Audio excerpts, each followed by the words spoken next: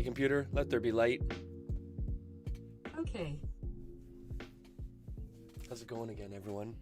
How's it going? Take the heal potions. Take the heal potions, everyone.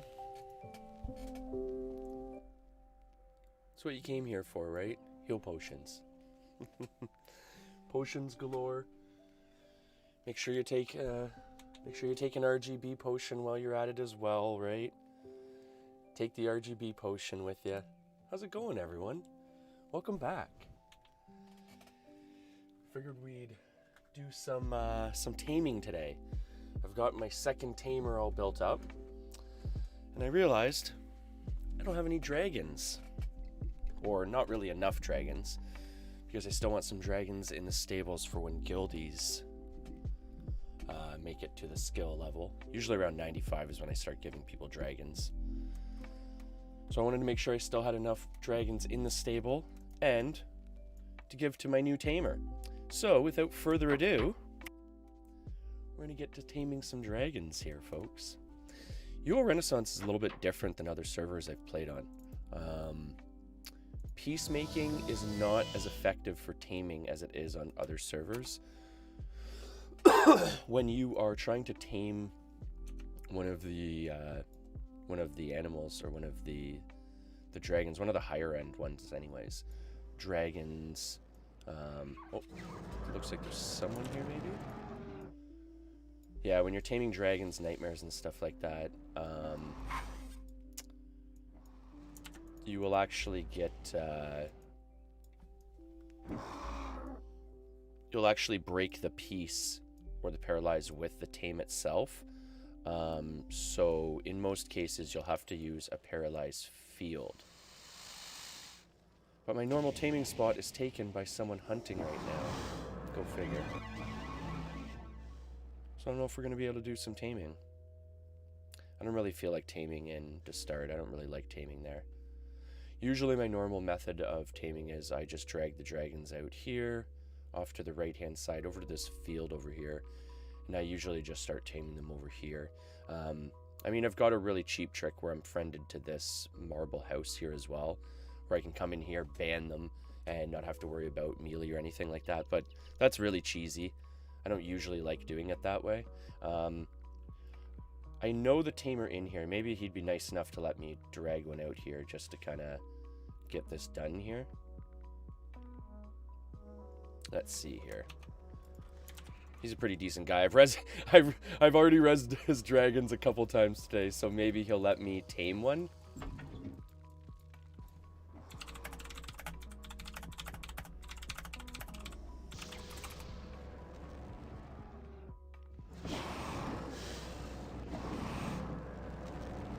Oh, cool. Okay. So I'm gonna get this guy up here.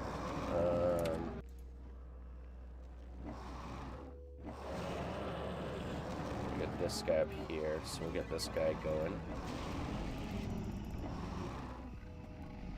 I just gotta wait for him to be unpieced here, it looks like, or unparalyzed. I'm not too sure. One sec. Yeah, it must have been pieced. Okay, so we'll get this dragon out here. Drag him outside. Oh no, did he piece him again?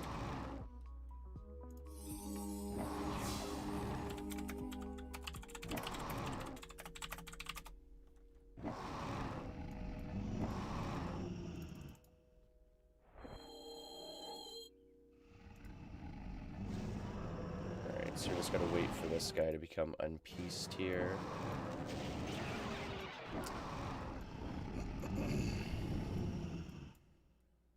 And we'll take him outside and get him all tamed up. Hopefully he has decent stats.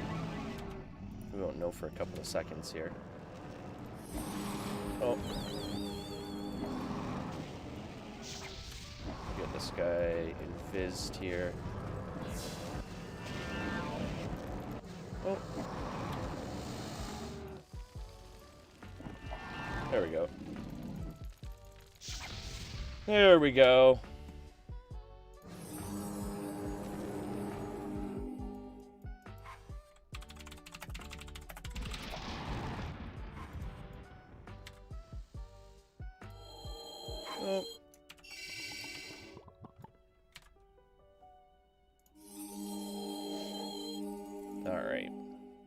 So we're almost outside here. I just find it a lot easier to kind of control everything when you're sitting outside here. You don't generally have to deal with PKs or anything like that either, for the most part. Most PKs are going to concentrate on the inside. So you can kind of just concentrate on the dragon, what it's going to be popping and everything like that. And of course, we're repping our deer mask here, right? You gotta rep the deer mask if we're playing our hunter. So how is everyone today? Hopefully doing well.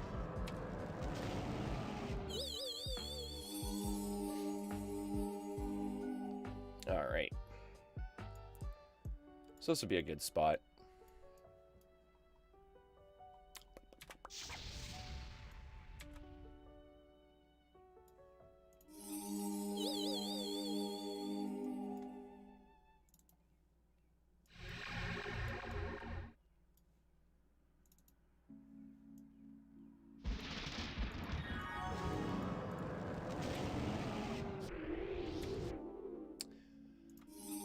Even back in the day, what I used to do was, on most servers, what you can do is you can kind of position your nightmare between you and the animal you're taming, which kind of gives you almost like a tank buffer. So when they go to attack you, they're going to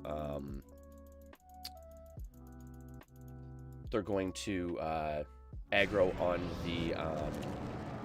the nightmare, not on the tamer, so long as you have your nightmare between you and the dragon, right? Oh, of course, right? I forgot Regents, so I'm gonna have to go grab Regents to do this properly. I'm gonna run out of Black Pearl before I probably even tame this guy, I bet.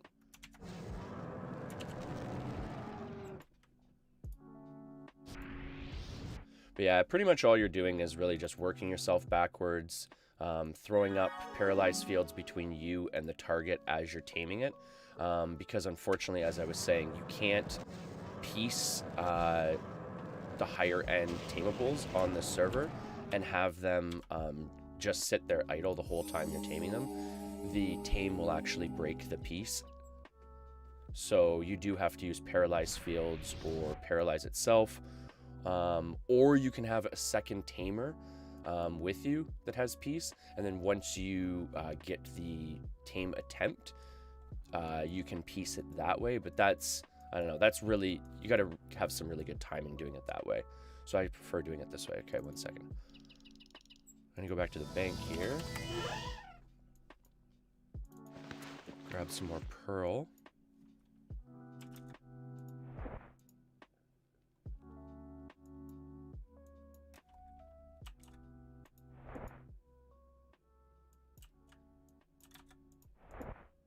I really got to set up my restock macro. I unfortunately do not have one currently set up. I've got one for essentially looting and everything like that, but I don't have one for actually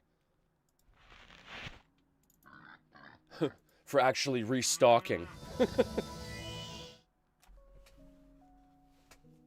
Oh. That's one thing about being out here. That's why I take the dragon to where it was. There's so much overgrowth everywhere that it's really frustrating to have to deal with. I don't want that giant serpent around me while I'm doing this, so I'm just gonna invis myself to drop the aggro on him. Alright, so back at it here.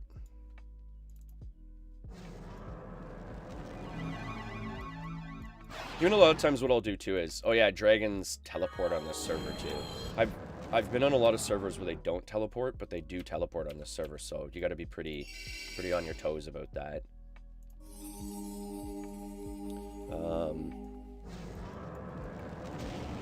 What was I saying? Oh, a lot of the times what I'll do too is I'll even, I'll kind of wear the dragon down so it's not dealing as much damage with its fire breath, and also to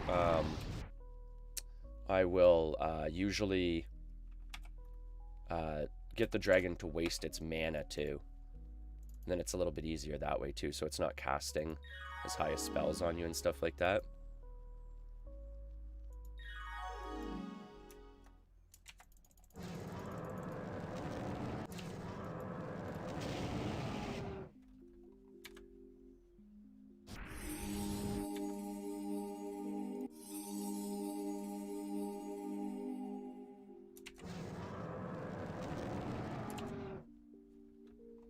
After this, I'll probably meditate a little bit, get some mana back.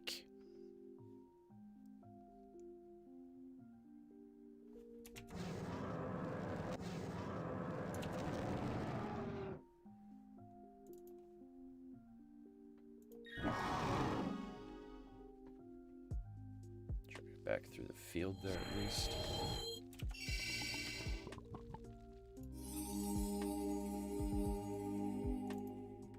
Even what works too is you can also you can kind of use the length of the paralyzed field as well to your advantage and drag it down the actual field itself.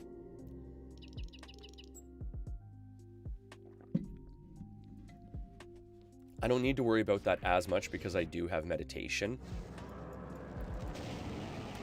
But that is actually a good trick to do as well. Pretty much exactly like this here. So you would run it down the paralyzed field. And then that way, you get a little bit more bang for buck out of your field that way.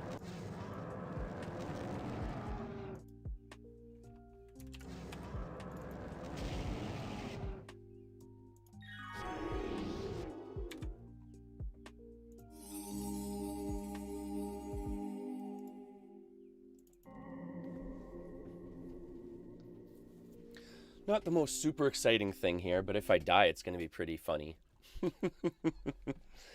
And of course, we're repping, like I always say, whenever we're playing our tamers, we're always repping our deer mask, of course, right? In game and in real life.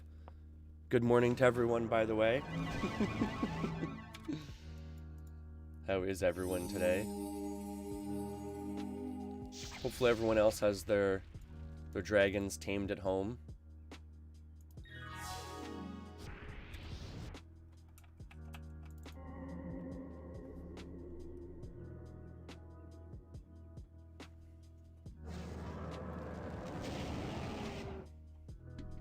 Oh.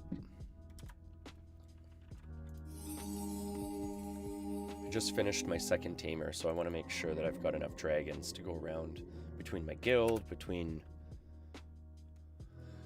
myself, between my second tamer, all that good stuff, right?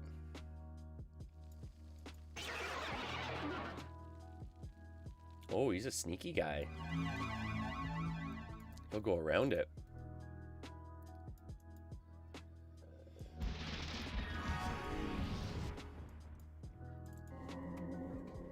Just medding up here so I can throw a couple down here.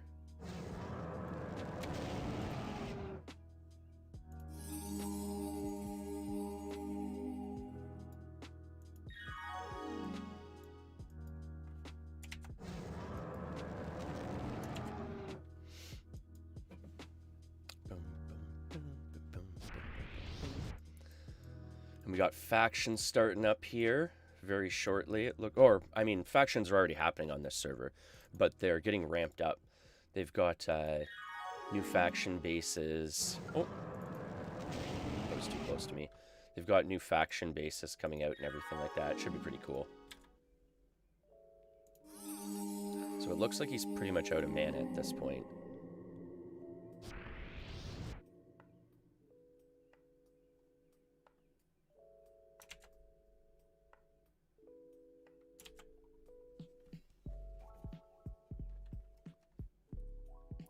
And the new faction bases look really nice. I'm not a big PvPer, but they still look really good.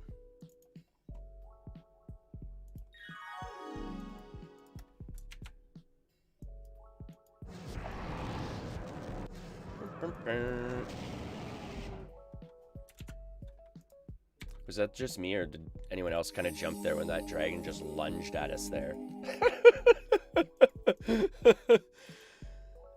I thought he was coming for my head there for a second.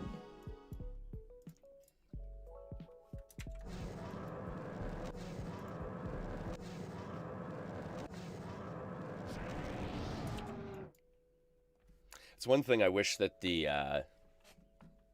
peacemaking trick worked. Because like I've said, there's almost no point of you...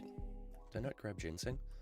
There's almost no point of using peacemaking on a tamer on this server, unfortunately. Because all the high-end stuff just breaks your peace so quick. Alright, well, apparently... This is going to be a tough dragon to tame, apparently, so I'm going to grab a bunch of stuff here, actually. And actually supply myself properly here this time.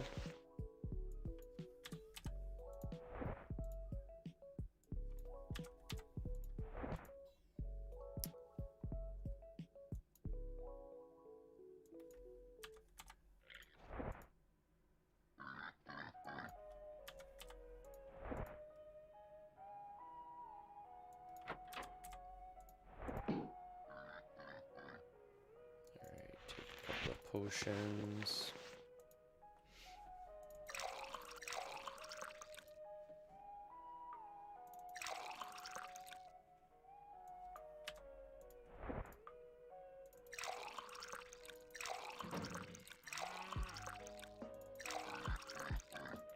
All right, that should be good for now.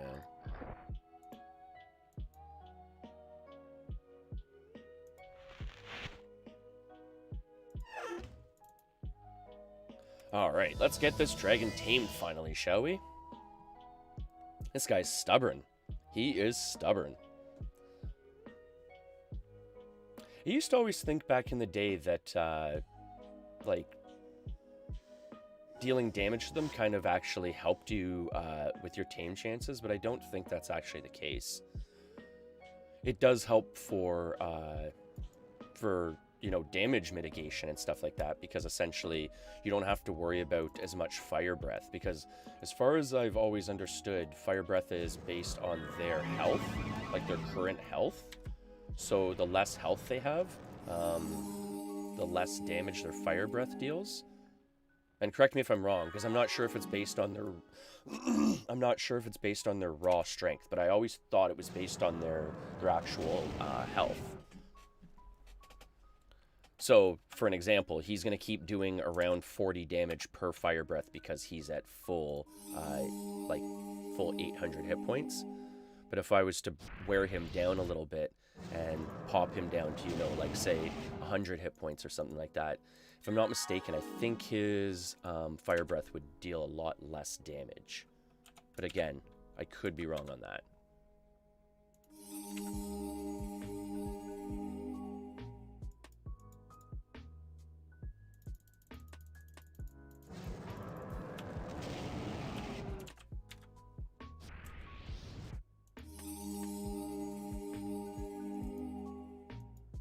Yeah, I'm glad I didn't tame this guy inside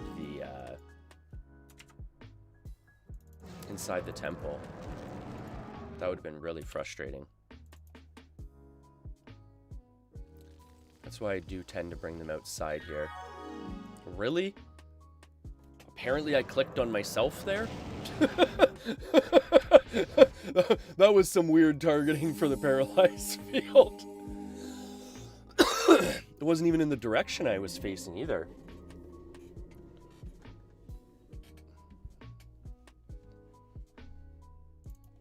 Usually it's perpendicular to how you're, like, standing, right? So if you're standing like this, it'll usually go on the opposite angle, but it put it on the same angle I was standing even. That was really weird.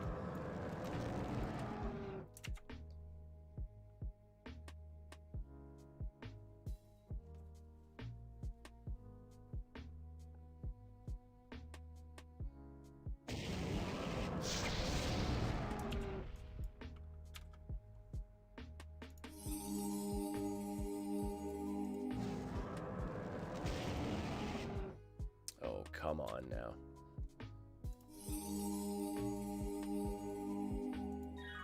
I think I might actually damage this guy down a little bit.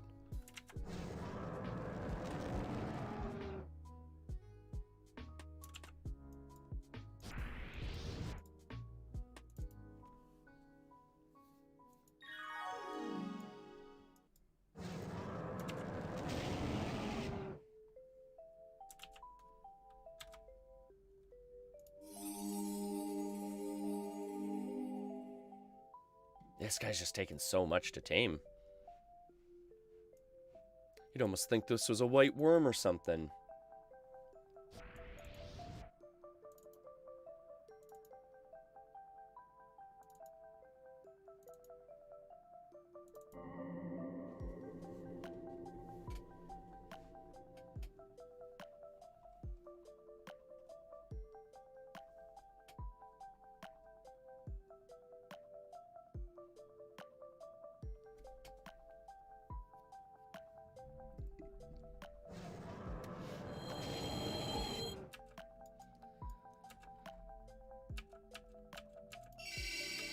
Gabad. Gabad. Gabad.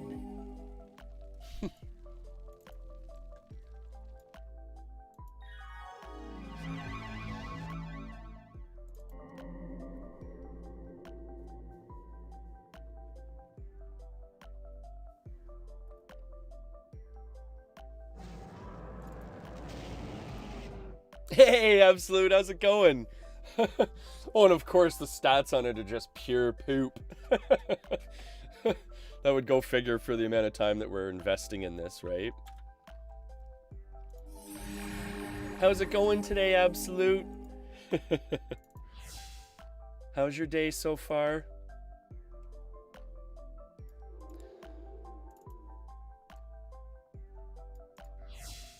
We're trying to get ourselves a cool dragon here to tame, but unfortunately it is not working as we have planned.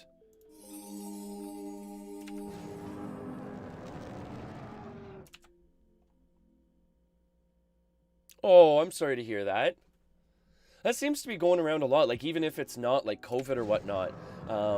A lot of people are getting like headaches and just regular flus and stuff like that too, I'm finding.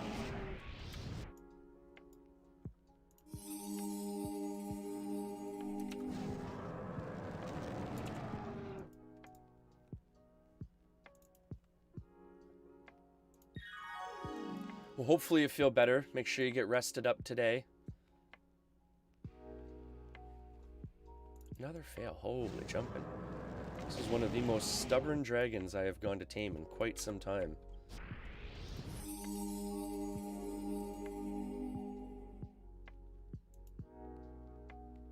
And all the elevations out here are just horrible to have to deal with too. That's why you get such small paralyzed fields out here too. That's one thing about doing the taming out in the field. Just trying to find a spot that might be a little bit flatter. Like I said, I mean, I could cheese out and just go to this house here and just tame it that way in like 2 seconds, but I mean, that's kind of boring, right? Bring a second character here and another alt account to just heal myself while I'm taming. That's pretty cheesy, folks. I almost feel like that's glitching out the game, but...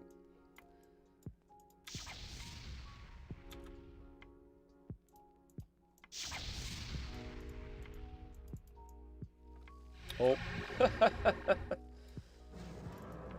Here I am queuing up heal, thinking it's paralyzed field, trying to cast it on the field. Not paying attention.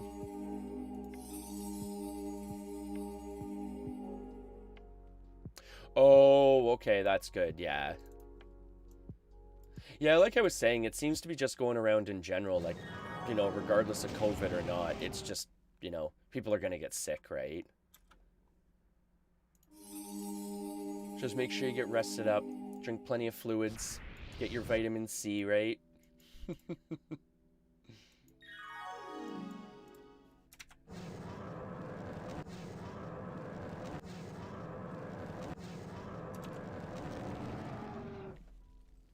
Yeah, it was really weird when I, at the very beginning of everything and stuff like that, I was sent home from work, and I was, like, supposed to get tested and everything, and it was at the point where they didn't actually, like, test everyone. They just were like, yep, you probably, chances are, have it, so we're gonna send you home, and no one actually ended up, like, testing me. It was really weird. But this was, like, before they were even, like, using the term pandemic or anything like that, right? They were just more or less being cautious on on their part. But the weirder part too was, I guess, I mean, they didn't have like any of the protocols in place or anything like that yet. Like, they really didn't know how to deal with this or anything. So it was really weird because like all the people that were essentially being tested for COVID at the time were in the same waiting room as like just random people. So here there is a guy with like a broken nose beside me. Another guy, it looked like he had like maybe like cut his foot or something, or maybe stepped on a nail or something like that. You know, things like that. And they're just chilling out beside me as I potentially have, you know, or any of us potentially have like this, you know, this deadly virus, right? So it was kind of strange at first, but whatever. I mean, and you know, I don't fault anyone either, because I mean, everyone's trying to learn about this in real time like we are, right? Everyone's learning, everyone's adapting as we learn. But it's gonna be what it's gonna be, right? That's why I'm chilling at home here, unfortunately out of work and taking care of the family and playing some video games on the side, hoping to entertain some people and keeping people healed up, right? All right, let's get this guy tamed. Like, come on, man. Holy jumping. Seriously, this has got to be one of the most stubborn dragons I have ever gone to tame. And folks, I do have GM taming. For anyone that is actually watching from the UO world, and no, I have GM taming. You can't get any higher on this server. It's not like we have legendary scrolls and everything like that. So I have GM taming, and this is the most stubborn dragon I have ever had to tame. Seriously. This thing is unreal. And it's got poopy stats, too. It doesn't even have good stats. So I should just kill it off and get another one, but there's someone hunting here, so I don't want to just keep, like, stealing all his dragons, right?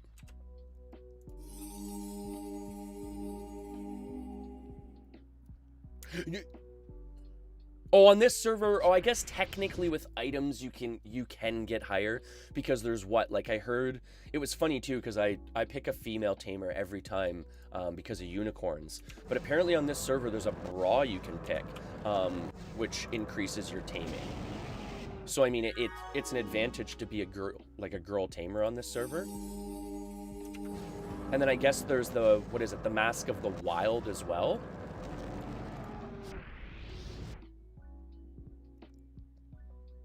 So I guess you can get higher, but I don't have multiple millions of dollars.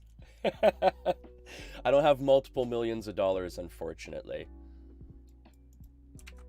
I wish I did, though.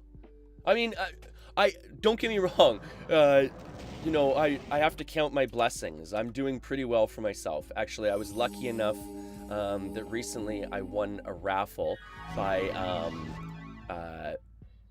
Pharaoh. I apologize, I don't know him by any other name.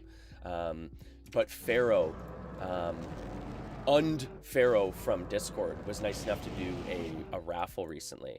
And I was fortunate enough to win the raffle. So I did pretty well on that. So I'm not doing too bad. And Lord Alix was super, super awesome when I started here and gave us a good foothold. So, I mean, don't get me wrong, I'm doing well enough, but I can't start spending money on things that are too frivolous like that. Like, I bought myself, like a blessed mask and stuff, because we got to rep the deer mask, right? But other than that, I couldn't go too frivolous, like 3 million on a taming mask. Look at this. Already threw all the ginseng that I brought. Like, that's how brutal this dragon has been. Okay, so apparently I got to dip out again, because this dragon is just ridiculous, apparently. It's a dragon, for God's sakes. Why am I even wasting my time? Might as well go tame a white worm or something. At least, if I'm going to spend this much time taming something, might as well just go tame a worm.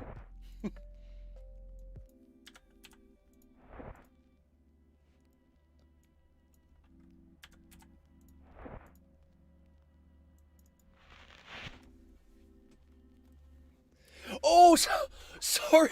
Okay, so it's funny too because there's been multiple streams where like I've shouted you out and stuff like that, and I've never put the two together, to be honest. It's funny too because I always joke about it too because I'm always like, oh, that was a good stream snipe, because like people in FPS games and stuff like that. And I mean, actually this is a good example too. This would be a good game to stream snipe people in, right? While they're hunting and stuff. But it's one of the few times that it's been like a good stream snipe, right? And actually, one of the things I want to do, Alex, too, is I want to, because of winning that raffle with Pharaoh, and I've started doing it already. I'm starting to do like little tiny like player run events and stuff like that. So last time what I did was I did like a kind of like a search and find type of thing, where essentially I took my picker out into the dungeon, and in like a secondary bag I had a $50,000 check on me, and I was running around the dungeons like in Discord, like leaving little like clues and stuff like that for the Discord, and that was pretty fun. People seem to have a good time with that, so I'll be doing that again in the future. I want to run like a public, eventually run like a public, look at this, one tile. I want to run a, like a couple public scrolls maybe, maybe like a public champ or something like that eventually. Who knows, right? Some different things. Yeah, that's one thing about, like I was saying, that's one thing about taming out here. It's absolutely brutal taming when you're only getting like 1, maybe 2 tiles out of your paralyzed fields, because you're casting so many of them, right?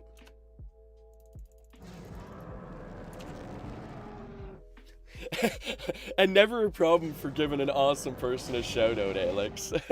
Like, honestly, that was super, super nice of you to do that. Like, and even like I've been saying too, like, it wasn't even so much the money probably, it was more like I'm realizing like the house, like the villa, like anything bigger than say like a small tower is hard to place here. So it was really nice just knowing that, I had a house big enough to support a guild and stuff like that, right?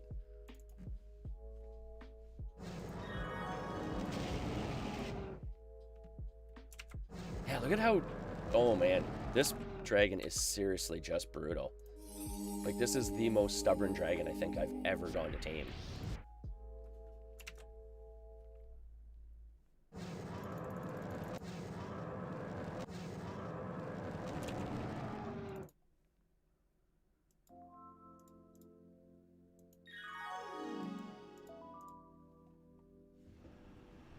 You know what, though, actually, one of my buddies... Oh, there we go, finally. Okay. One of my buddies was actually fortunate enough. He's been doing some mad farming in the game. He actually bought a small tower on a peninsula, which was pretty cool, and it's surrounded by a couple of other houses and stuff like that. I think he ended up getting it for, I want to say, 3 million, if I'm not mistaken, which I thought was a pretty decent deal. Yeah, look, okay, so just for point of reference here, folks, this is how stubborn this crummy stats dragons are. Shouldn't even have wasted my time. Should have just killed it off and grabbed another. But it is what it is. We got another dragon now, so whatever. We'll take it back to town here in a second.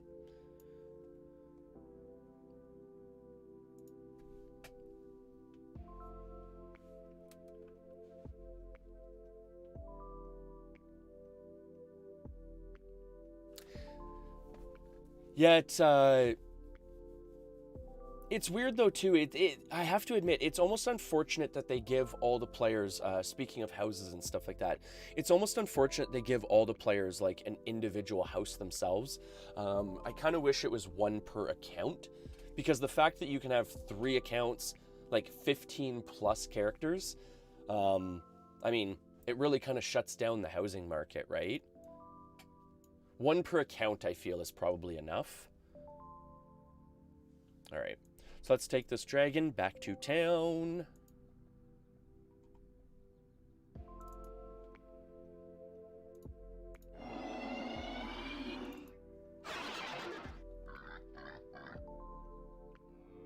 stable him up, and then I guess we'll go and get another one here real quick. We'll try and get another one here a little bit quicker this time, hopefully. Hopefully it won't be like a decade. Man, that took forever. Seriously, that was really, really sad that it took that long.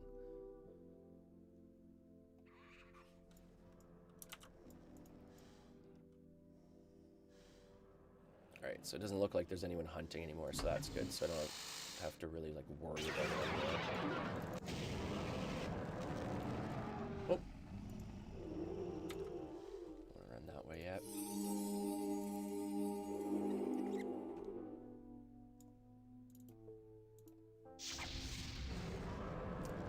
This one's not bad.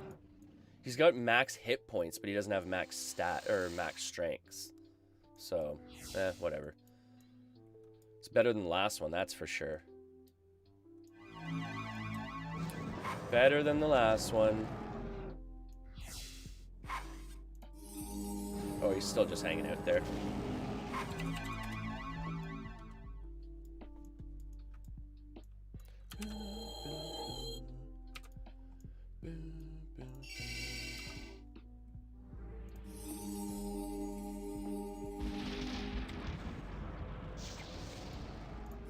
Oh, is he running with me? Oh no, I don't want a piece there. I want it like further out.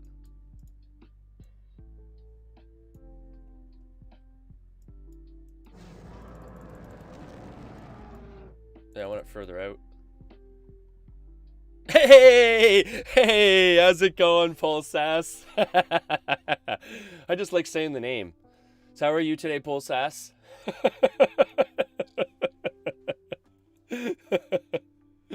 How goes the day today, Bull Sass?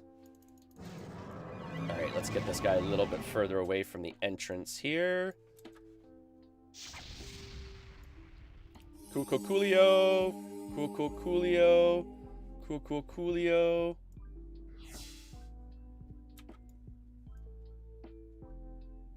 Boo boo boo. Alright, so over here should be good.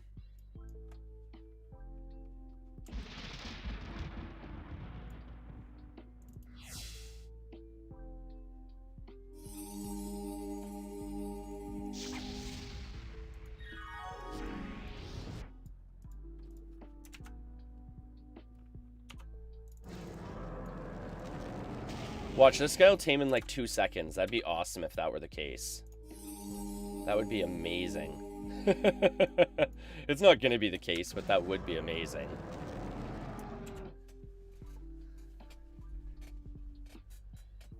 Oh, it's always doing good today, Bull Sass. It's always doing good. I'm doing well. The nice thing is the weather is finally starting to clear up outside. So we're finally starting to like be able to get outside comfortably. My girlfriend's little guy really doesn't like the cold for the most part. Like as soon as he I mean, it's pretty understandable. As soon as he gets like wet and cold, he starts just, you know, getting frustrated and stuff like that. So he wants to come in. So it's nice now that we can finally go outside, play outside for a little bit. And he'll actually stay outside for longer than say like, you know, 2-3 minutes at a time type of thing. But it's really nice. How are you today? How have you been doing? I'm just getting back into like my streaming schedule too, if you've noticed. I've been pretty much MIA for quite a while. I was taking some time off. Oh! Oh, did I just alt-tab myself out? That's funny. Oh, he's gonna kill me now. Yeah. Oh, I'm so glad you guys got to see that. I am so glad you guys got to see that one. That was total, like, just brain fart on my part that I didn't tab out for myself. That was too funny. I'm so glad you guys got to see that one.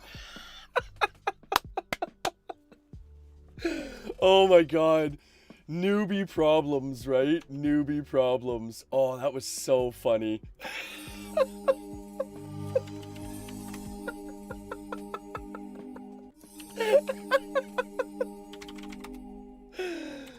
Oh.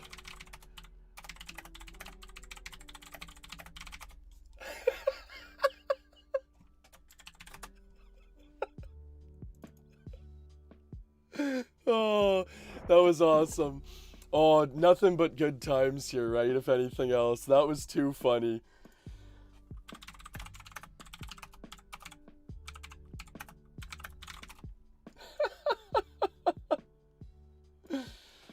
Oh, that was really funny. That was really funny. Yeah, that's one of the guys I know on this server. He was coming to town earlier. I was helping him resurrect his pets earlier today. Oh yeah, that's one of the things about this game too. If you are not like an Ultima Online like gamer, you actually lose your stuff when you die. So if you noticed, I actually have to go back to my corpse and actually loot my corpse. So there is a chance, like, that guy could have just walked over to my corpse and took everything as I was getting like resurrected. So the game is very like unforgiving at times, which I like. It's risk versus reward, which is super awesome.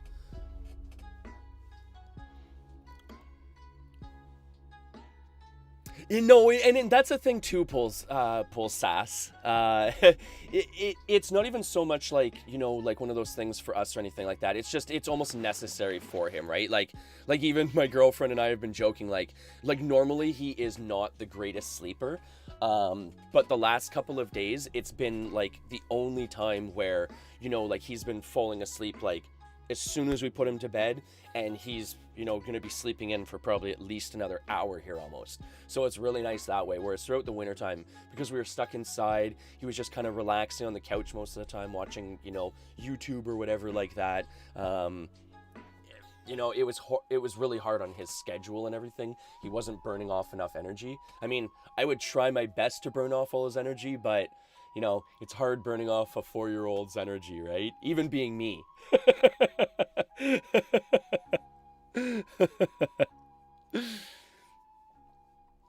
Oh, that's awesome, Absolute. That's so awesome that you clipped it. No, so right now, Bullsass, what I was explaining to is this is kind of like this was almost more of like an educational stream, like for people from my Ultima Online community, because on this server, it's not the easiest to tame these dragons, as you can see. Like, my character is like fully built out, like as much as you can build a character and train them up, my character's fully built up. So that just shows you, like, you know, how, you know, on the line you are the whole time. So I'm trying to do more of like an educational stream by taming these dragons. So it's not super interesting, especially if you don't play the game too, right? Which, download it. It's awesome. It's free.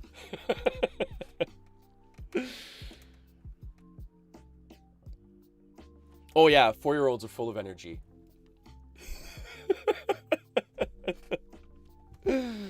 I know, I'm full of energy. All right. So actually, that's not a bad dragon. That's not a bad dragon. 804, 825, 99, 459. I mean, it's not tops, but it's not bad. That's not bad. That'll work. All right. So let's take it to town, get it all stabled up.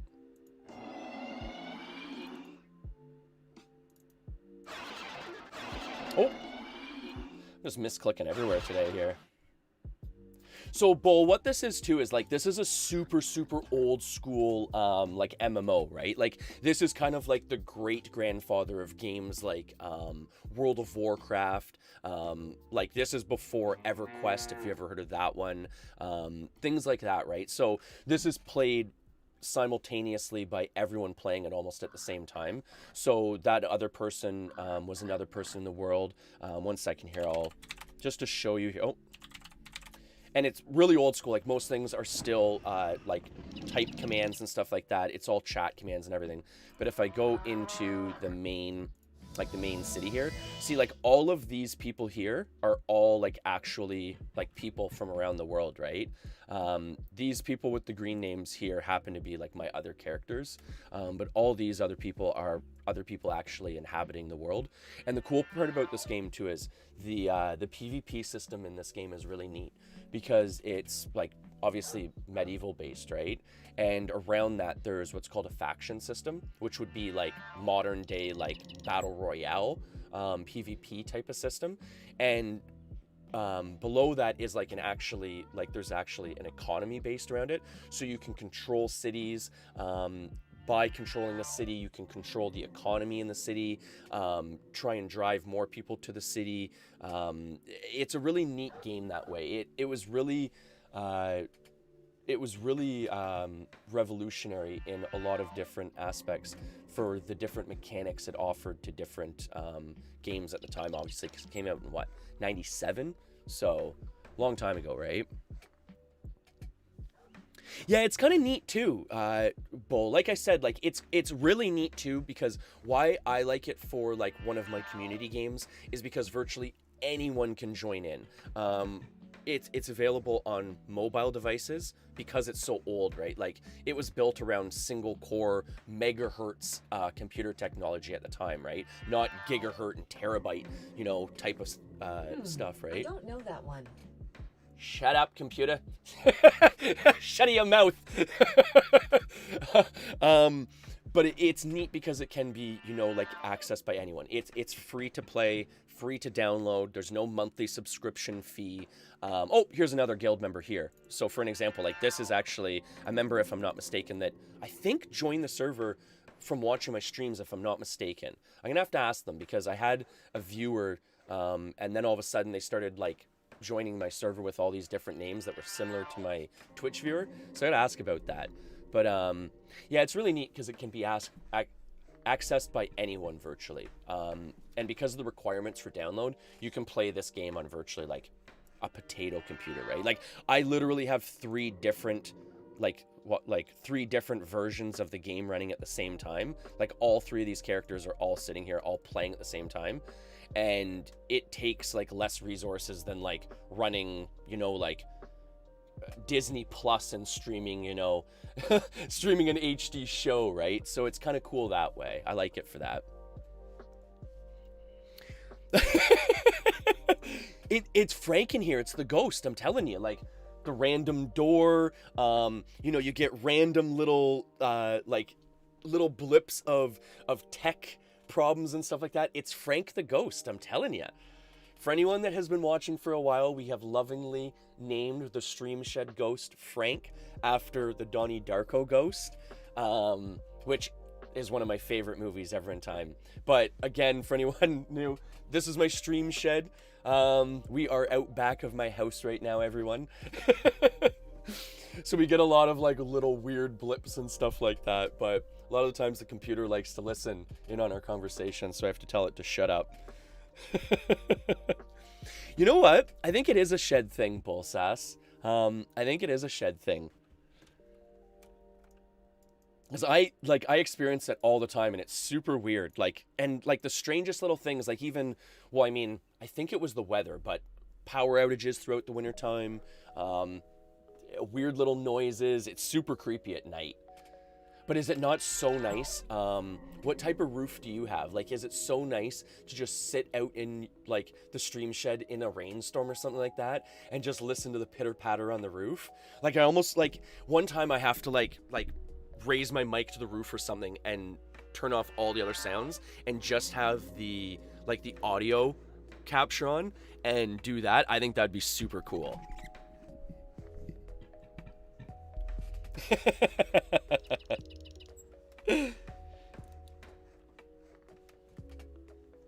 Yeah, it's a really neat game though, like I was saying, and it's what I like about it too is it's so freeform.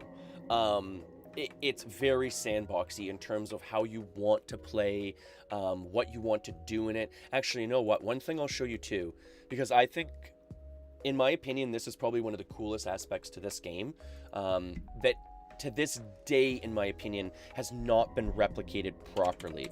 But it's something so simple: house ownership.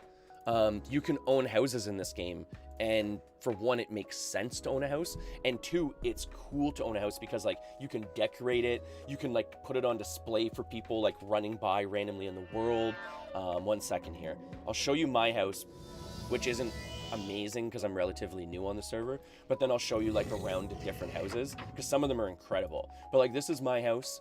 You've got like clothing dye tubs here, so these can actually dye your clothes different colors and stuff like that to look different and everything, different wardrobes and everything like that. You can have different containers in your house to hold items, so these would hold all your weapons, all your rares that you've collected and stuff like that. Then upstairs I have like a little bar area set up, right? And then you can also have like training dummies and stuff set up in your house, right? So you can actually train skills in your house and everything like that, right? And then further from there, one second, I'll run us out here real quick to a bigger house. So all of these are kind of like mining houses across here, but then you get into like big houses, right? Like big towers, and some different houses like that too, right? But it's just really neat. And all these things I'm running by are all different things that I'd be able to kill and like get money from. But yeah, like big, huge towers that you can decorate. One second, I'm trying to find like the biggest house in the world. Because there's big, huge like keeps that you can buy. And they're almost like a castle with a court. Yeah, here. Like you can buy this, right? And like have all of this on display. So, and even this here, like, okay, for an example, that looks like a piano. That is actually cloaks, like something you would wear that has been like arranged in a piano formation to make it look like a piano. So they've actually done that kind of by hand by arranging all those different items to make it look like a piano. So the decorating in this game is, in my opinion, like the best I've ever seen in a game. Like if you like games like The Sims and stuff like that, this is like 10 times better in my opinion because it's cool, right? Oh, that was okay. So also too, like depending on how you tile in, you can kind of see like what's inside that person's house here. So like obviously this person's like uber rich, right? But you can kind of like tile in and see what's inside their house here. And even what this person's done is, if you notice here, they've almost got like armor stands set up, which is really super cool. And again, those aren't like built into the game. They've just arranged the armor to look like kind of a guy standing there with a shield and stuff like that through decorating their house. Yeah, that's really cool. And again, this has been hand built. This whole fireplace here is hand built, right? Yeah, that's super cool. That's really neat.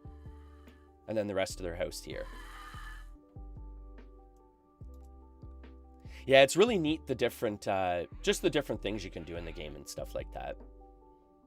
And then you can also get, it's funny, you can get, like, statues of your character to put on display and everything like that. Cannons. Yeah, it's just, like, these are all different items in the game that you can unlock by playing it and stuff like that. And a lot of people just have them on display, kind of showing off their different rares and stuff. Guess this guy has a tree farm going on here. Bunch of holiday trees without lights on because the holidays are over, right? But yeah, very, very neat game. Really old school.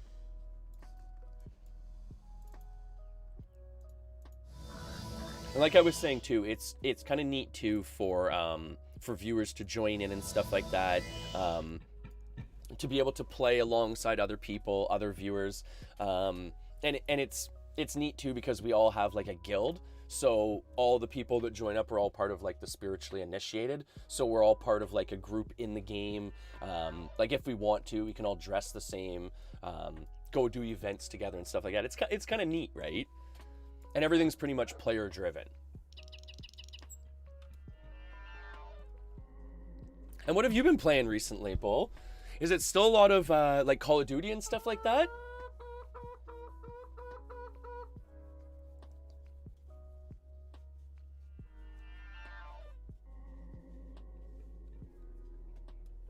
Everyone seems to be in, what is it too?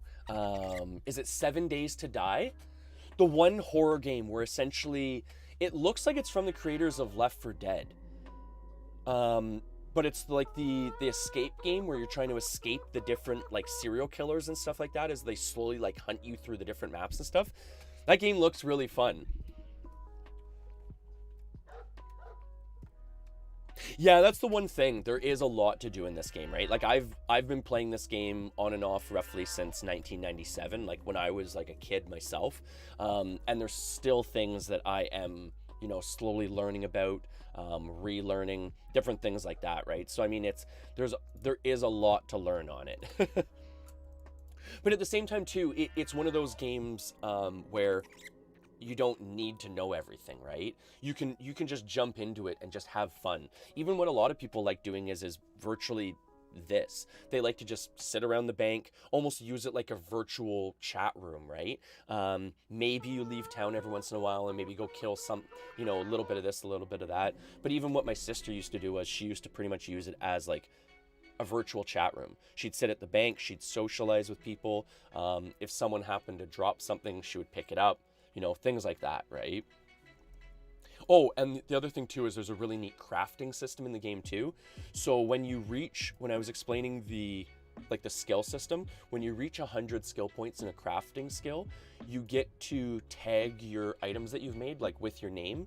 So my tailor, like the person who makes clothing and stuff like that, is named Quicksilver. So whenever I wear clothing made by him, people in the world can actually see it's made by me.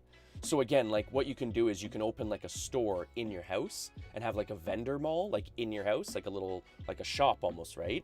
And then you can sell your wares out of your house, and anyone that buys your stuff would be tagged with your like advertisement, right? It's a really neat system to kind of like populate your name and stuff like that.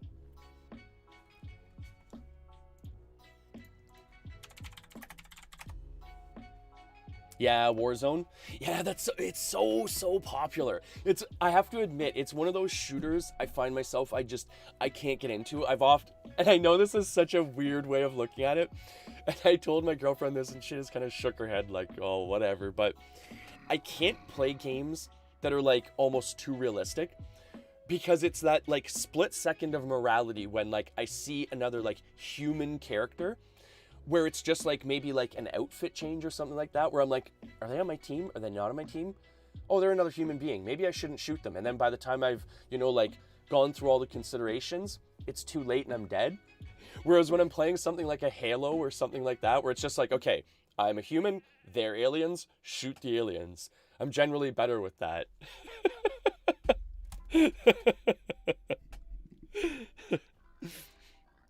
No, and it is true too, and even just the fact of like just chatting itself too, right? A lot of games nowadays are all voice chat and everything like that. A lot of people don't want to have to voice chat. A lot of people do want to just sit there and casually type things out, maybe as they're watching a TV show or something too. So it is nice that way as well. Oh, and apparently transfer the dragon to myself. But I notice a lot of people, like I said, just sitting around the bank in a lot of cases, you know, just kind of taking it easy, relaxing. It's nice for that, right? You can just kind of play it in the background. Okay, how many dragons do I have now? 4? Yeah, it's probably good. Okay.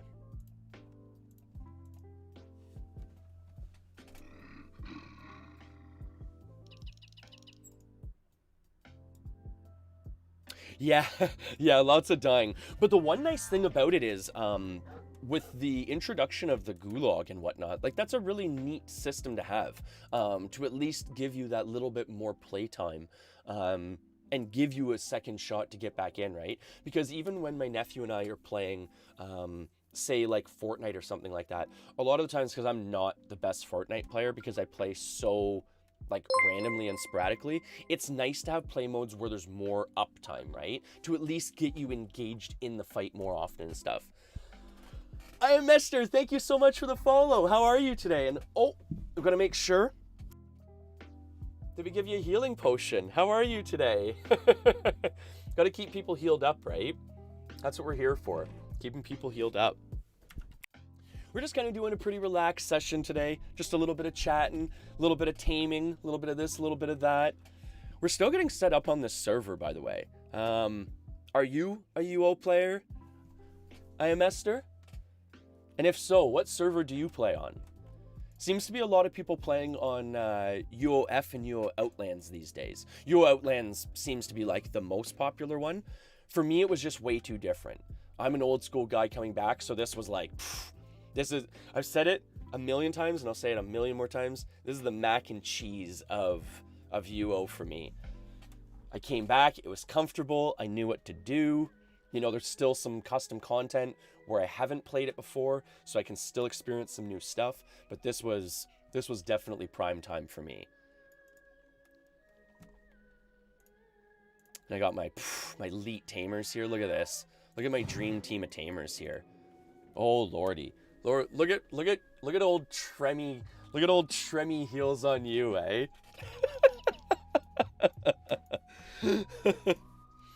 And that's the funny part too, Bull. I'm usually the person on my team where, like, I'm the first person to drop almost every single time, right? I don't know, maybe I'll just go back and continue taming here just to fill some content here. Because I feel bad just literally sitting here and chatting. Yeah, I'm always the first person on my team, Bull, and it sucks. You know, I'm sitting there, I'm waiting for the rest of my team to go down. Half the time my teammates are so good that, you know, they're picking each other up and stuff like that. I'm getting like no game time because I end up being the first person on my team every time to go down. It's not a fun experience, right? So the introduction of the Gulag was really nice to at least get you engaged in the fight that little bit more often, right? And that's key with learning new games like that. You know, it's just game time in the game that you need.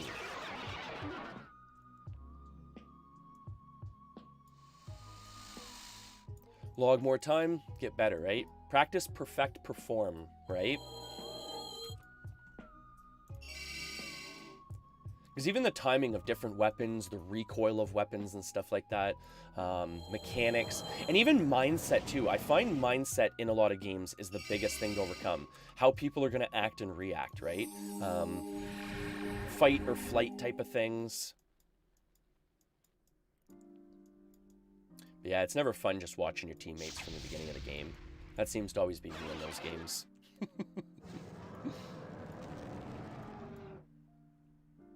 I still have fun though, because that's the one nice thing about those newer games. They all have voice chat, right? So you're all just cutting it up with your buddies and stuff like that, having a good time.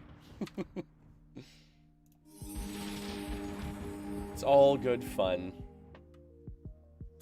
And that's the thing, even with me playing like this game and stuff like that. Like I've said it a couple of times to some people playing and everything. Like, I've been rich a bunch of times, like more or less like I'm trying to get like a foothold, you know, get people going and stuff like that. If people join up on the server, I want to make sure like I have enough money to be able to support them and help them get characters going and stuff. But for the most part, I don't need to be uber rich anymore or anything like that. I just want to have some fun, get some people playing and stuff like that, right? Like we were just discussing, like enjoy the content, right? Because that's key nowadays, especially with everyone sitting at home and everything like that. Just enjoy the limited time you do get, right?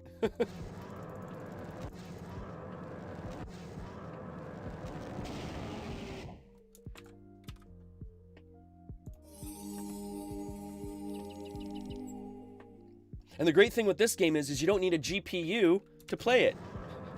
You don't need a $2,000 GPU to play it. Which, by today's standards, is even like a 1030. A 1030 even probably goes for about $1,000 nowadays. Computer prices are so out of whack right now, folks. It is insane. Do not build a computer right now. Do not buy a computer. Was that not the most shady thing you've ever seen in your life? Alexa answering to computer prices being shady and being ridiculous right now? That was pretty funny, actually.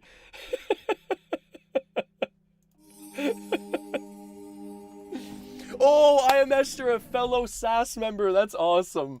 Always. Wow, that was a really fast tame, actually. Go figure. The one this morning took me like, what, almost half an hour to tame? This one was like 5 minutes. You guys are good luck. You guys are good luck for me. That was a really fast tame, actually. That was good. And how are you today, I am Esther? Or I am Esther. Okay, I am Esther.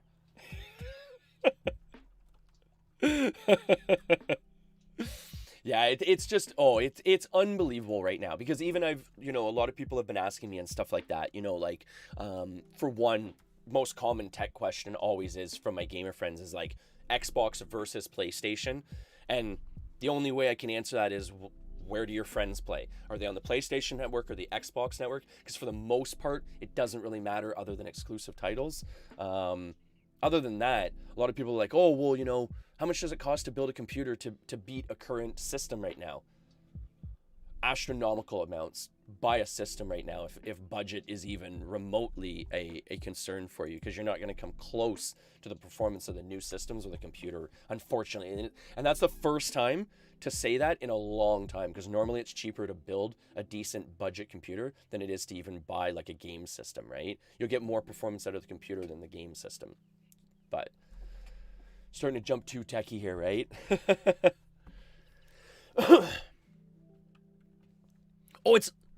Lamester. No, I appreciate the correction. I'm horrible with names. So I appreciate the correction, because I'm sure there's probably people that have been sitting watching my stream for like 2-3 weeks that are probably still having their names mispronounced for the millionth time, right? So I appreciate the correction. And I'm always awesome. It's always good in the Healzonu here. We're having some fun playing some Ultima Online here. We just finished our second tamer, as you guys saw. The guy dressed in purple. That super elite looking guy in town here. Like, look at this guy. Look at how awesome Haplo looks. So we just finished building him up so he can accept dragons now, which is pretty much like the top pinnacle in the game. Like in UO, if you can like tame and control dragons, you are like one of the top players in the game. Well, PVM wise, like player versus monster wise. So now that he is at the point where he can control dragons, we're just trying to get him some dragons to be able to go hunting with. It's kind of sort of boring content if you're not really a UO player. But if you're a UO player, it's pretty educational, kind of showing different techniques on the server on how to tame creatures and stuff like that. Because it is, I don't mean to sound conceited, it's pretty tricky. I'm probably making it look a little bit easier than what it actually is, but it's pretty tricky to do. Oh, where did that stable go?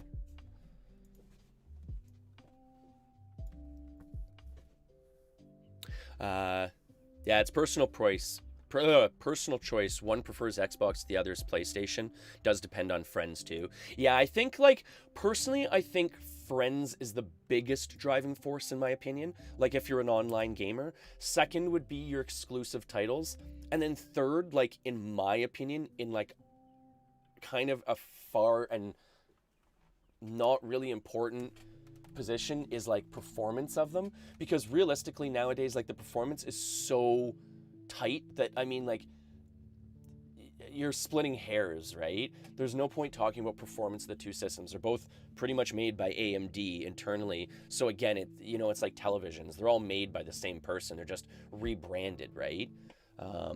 But the one thing I will always bring up, and probably back to the day I die, is if you are looking for the all-out performance, in my opinion, and this is total opinion based, you're probably looking at an Xbox. And why I say that is, it doesn't come down to hardware.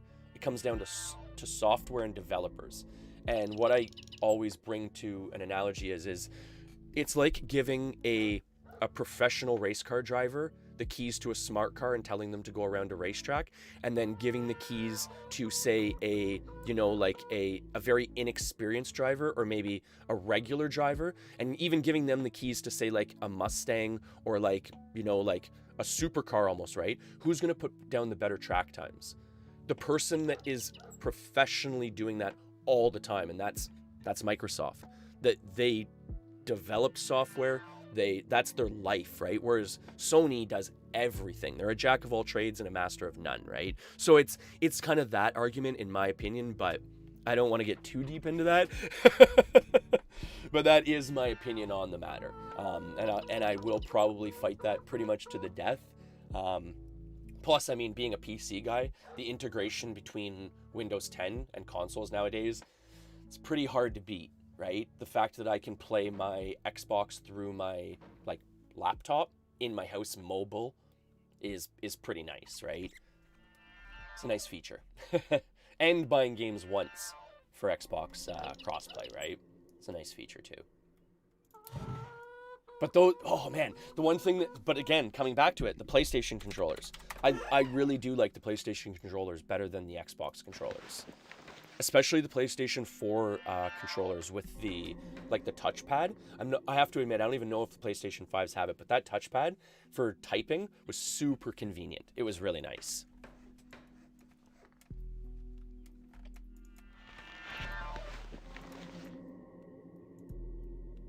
I need to go hunting sometime soon too. I got like 0 money left on my characters.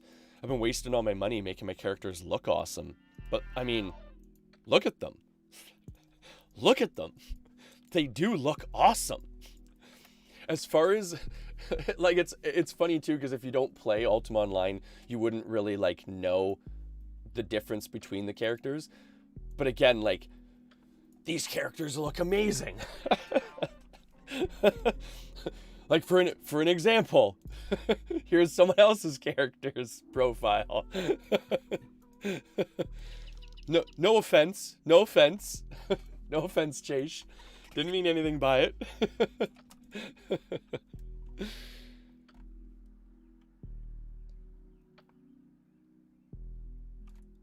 Oh no, see, I'm the same way. I've got the Xbox controller to use with my PC because again, the integration between the Xbox controller and the PC is nicer, I find.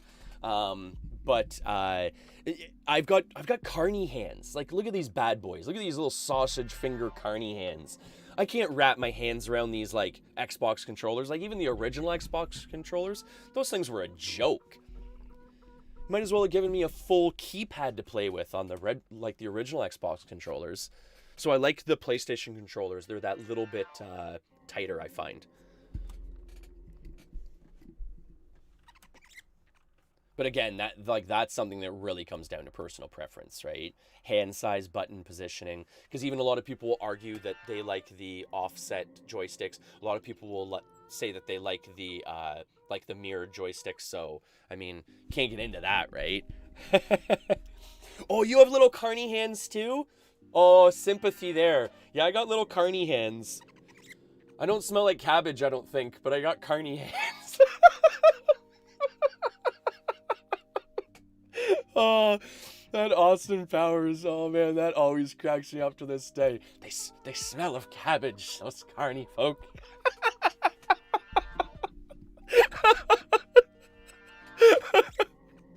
Oh man. I'm gonna start snorting here in a second. Whew. Oh boy. All right. Oh man. Oh, like I always tell people, don't come here for the game content, come here for the laughs. Even I told my buddy, I gave my buddy $1 million idea. I told him, forget game streaming, anything like that. He used to do stand-up comedy and stuff, and I think what would be really super cool is doing a just chatting session. And because he has the contacts and stuff like that from doing stand-up comedy, going through school and everything for it and everything like that, I told him like a Friday night like online yucks would do so well. You know, inviting different random stand-up comedian to do little mini like podcast sessions in like a multi-user setting and stuff like that would be amazing. He said he was going to start working on it. I don't think he currently has a computer running at the time, if I'm not mistaken. So I think that's probably what's holding him back. But yeah, that's like, oh, I thought that was a great idea. And then you can even have like you'd have, you know, say 4 people a night. You'd have each person reacting to each person's jokes, being able to interact with one another. You can almost have it like almost like an open, not like a roast night per se, but you could have it almost like an open mic night where people could kind of interact with one another's like routines and stuff to a certain degree, obviously, right? Yeah, I think that would be such a neat idea, Bull. The other thing too is my buddy actually came up with the idea. I was just kind of like helping him along with it and stuff like that because a lot of my friends know that I'm streaming and stuff now.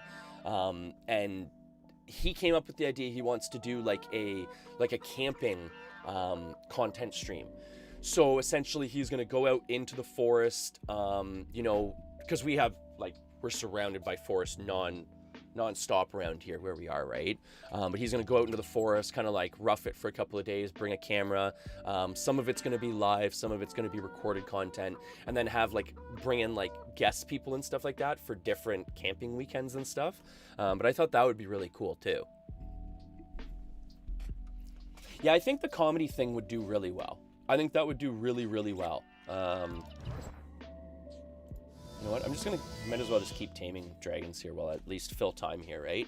But yeah, I think the comedy idea was like, that was gold. Like, as soon as I came up with that, I was like, man, like, you're welcome. When you become a millionaire, after you've, you know, figured it all out and everything like that, like, you know, buy me a car, Ultima or better.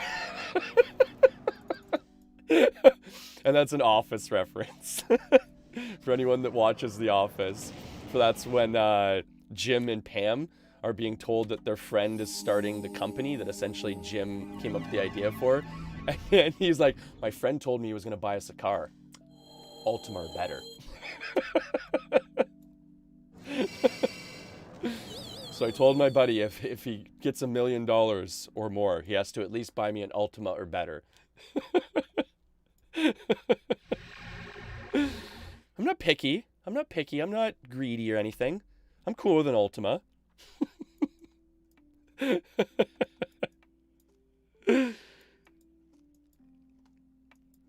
See, that's the thing too, right? And that's what I said too. Like, even when, when I got into streaming and stuff like that with my, like, talking about it with my girlfriend and everything like that, you know, I kind of said in a lot of ways, you know, there's a lot of people playing games online and stuff like that, and that's cool and everything, but I feel like I could probably bring some stuff different to the table and everything.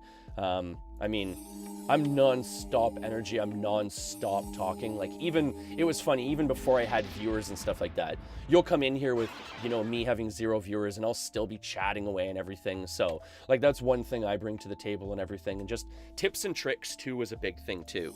I always kind of joke about it, but I feel it's true. Like, I feel like I would make a better, like, coach than a gamer at this point, because I'm getting up there, right?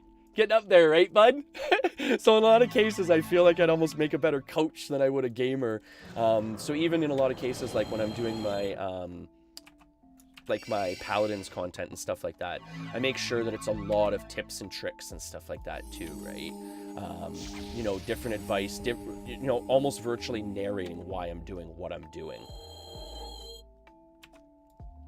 Just like this, like more or less, like, okay, so for point of reference, why I'm doing what I'm doing right now and why I'm not kind of going right into taming mode is I'm burning down his mana, because a dragon will only have so much mana, right? He can only cast, say, so many spells. So right now I'm trying to, I mean, it's pretty hard on a dragon because they don't dump, but I'm trying to burn down at least a little bit of his mana so that he won't just dump on me when I try and go to tame him. So essentially, I'm just kind of like kiting him around, letting him cast on me, slowly healing myself. And then I will go back into paralyzed mode and then slowly start to actually tame him here. And then the easiest way to tame him is just throwing down the paralyzed fields. Get him to stop, throw down another one in front of him just in case he breaks through that paralyzed field, and then you're good to go.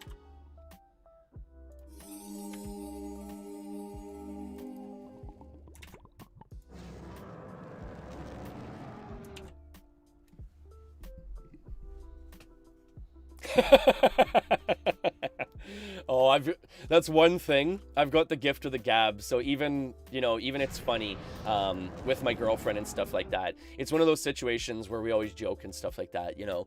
I'm out in the stream shed here for a reason, right?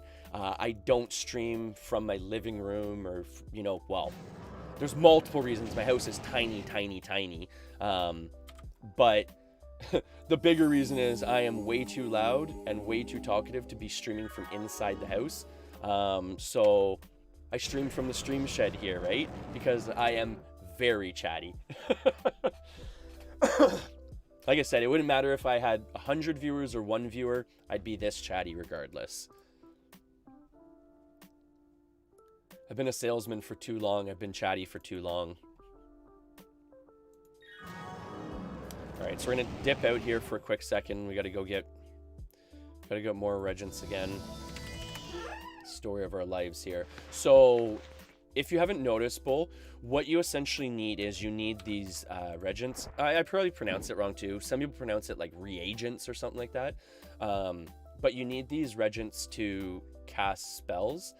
So if you run out of one of them, you're going to be SOL, right? So you want to make sure that you have plenty on you at all times, especially when you're doing something hairy like this. But kind of the middle ground is you don't want to be carrying too much on you, because then you don't want to lose them if you die, right? Because like I've said, like, you can lose stuff if you die on this game. Like, if someone kills you, they have the choice to loot your body.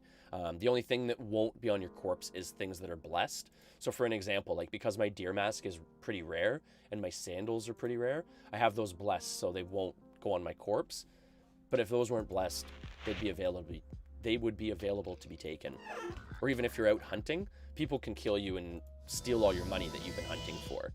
It's kind of neat that way, though. Puts a little bit of added risk to things, right? Because there's actually, like, murderers in the game, like player killers in the game, that are pretty much there solely to kill other people and to, like, loot your corpse. All right, where's our dragon gun here? Dragon further up there? I think he was further up.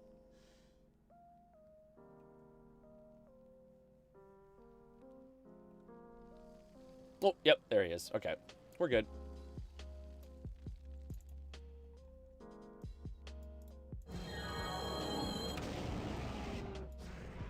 Whoa. Almost died there. All right. One more paralyzed field here down in front of them. Then we should be good to go with some more taming here.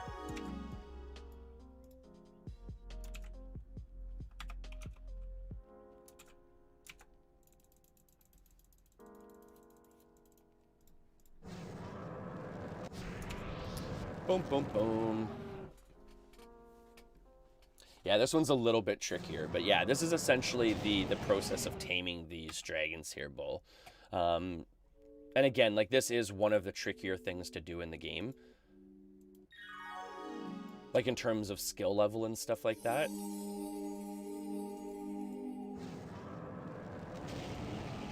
But, like, on that note, like I was saying, like, once you have a tamed dragon, like, because the dragon is pretty much the highest end creature in the game, I mean, you can just roll over certain content in the game at that point, right?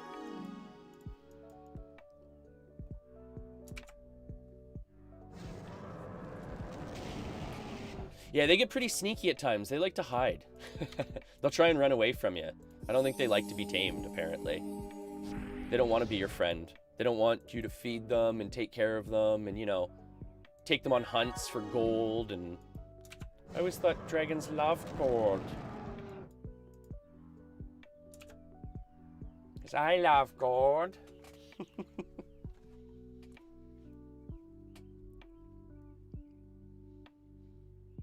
Well, that's pretty much what these are. Like, these are, like, the top things in the world. Like I was saying, like, if you have a dragon, you can pretty much take out almost anything in the world by yourself. I mean, there is some content that you need to group up for and stuff like that. But for the most part, like, tamers are top dogs in the world.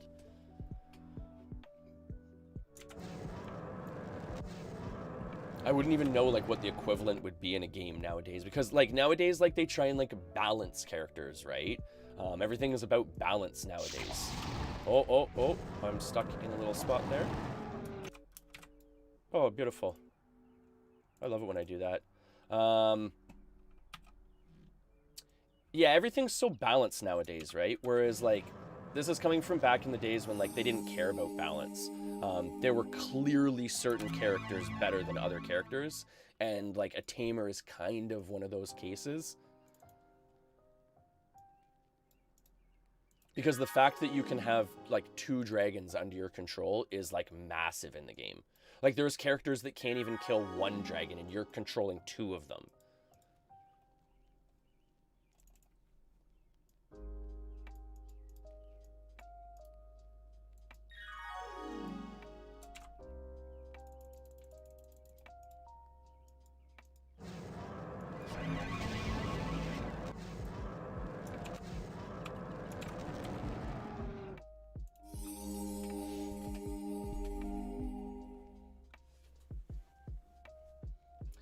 I've played on some servers where, like, you can actually breed dragons, and in that case you could get, like, a bigger dragon than, say, like, someone else. But on this, pretty much all the dragons for the most part are all, like, kind of even. So once you have, like, a dragon, you have the best dragon per se, right? But I played on a server where you could breed them, and I had a dragon, like, say for an example, like, this dragon has, I think, this dragon will have 800 hit points. I played on a server where I had a dragon that had like 1,300 hit points. So almost twice as many as this dragon has. So in that case, yeah, I had the biggest dragon in the world. But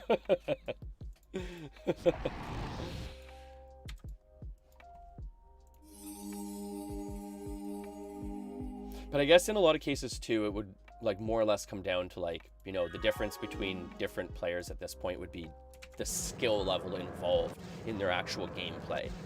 How they control spawn, you know, their forethought into the spawn, stuff like that, right? That kind of is what differentiates one player in this game to the next. It's not so much, you know, the character's ability or the character's abilities, but it would be like the player's abilities. Well, I guess that's like in most games too. You know, figuring out different mechanics and stuff like that. Oh, no worries. No worries. Yeah, I'll be heading in a little bit there. Making some, I guess some brunch in our case. Oh, this guy's gonna get all Riley here on me.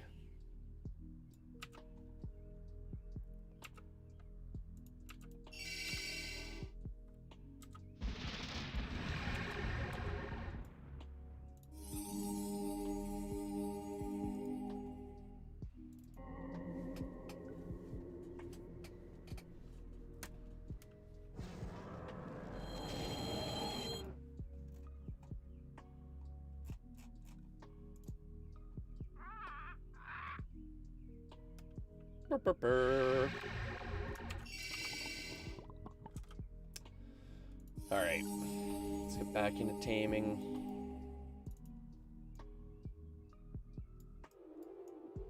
Let's get this guy tamed here, shall we? Holy jumping. We have had some stubborn dragons here today, folks. We have had some stubborn dragons.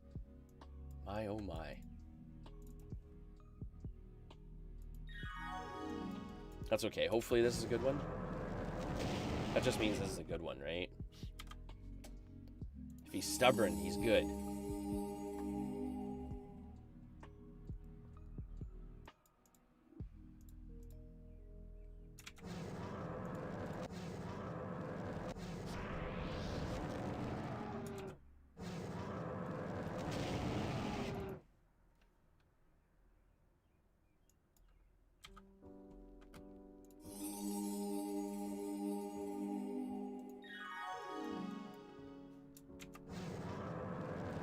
We got another stubborn boy here. Or girl. I don't think they actually have sexes. That was a thing on the server where where they had animal breeding. I think it was the red ones were the males, and the gray ones were the females. I think was the way they had it set up. And it was really neat too, because essentially what you had to do is you had to feed them like sulfur's ash, and then by feeding them that, it would make them like ready to ready to spawn, and you had to be in you had to be in Fire Temple to do it. But you'd have to wait for a period of time, and then by waiting, your dragons would eventually mate and then have a chance at spawning a dragon egg. And then over a period of time, I think it was 7 days, you had to hatch the egg. Then you had to train it, which was really hairy too, right? Because if I remember correctly too, you couldn't bond the dragon while it was in like training mode. And the training mode, it was like super, super weak. So essentially like you had to train it like pretty much like, you know, by yourself, not by like fighting with it and stuff. So it was really tricky that way. But through the system, I ended up getting, like I said, like a 1300 hit point dragon, which was huge at the time.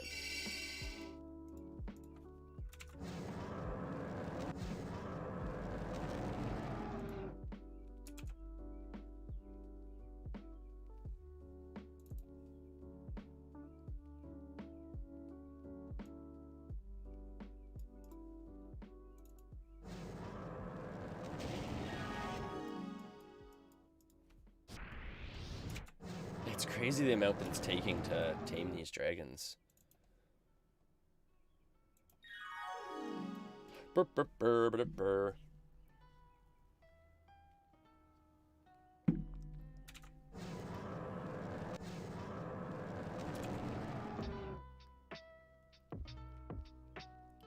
Oh well, just chilling out, taking it easy, right? Enjoying the time anyways.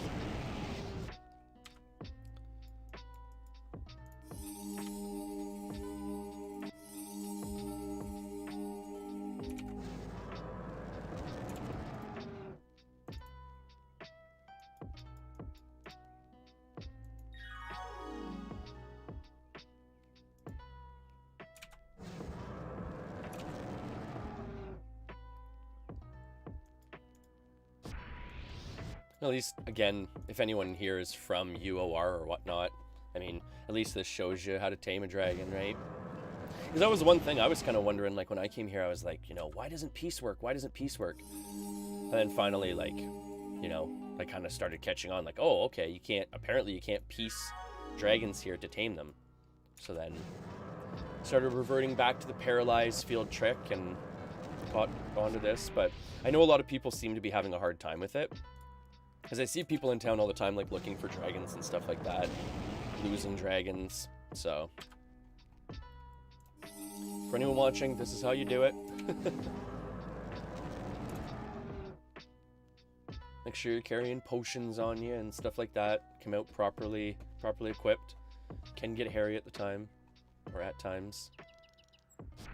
Like I was saying too, a lot of the times what people will do too is they'll kind of like burn down the dragon so that it's not at full hit points. So then it is, you know, potentially not doing as much damage. Ooh. That one's not... Is that dragon?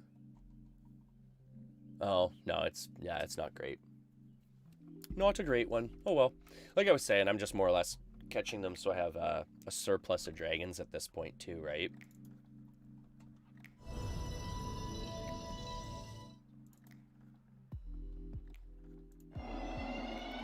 And that way, if any of the guildies need them or anything like that, I've got extras to give out.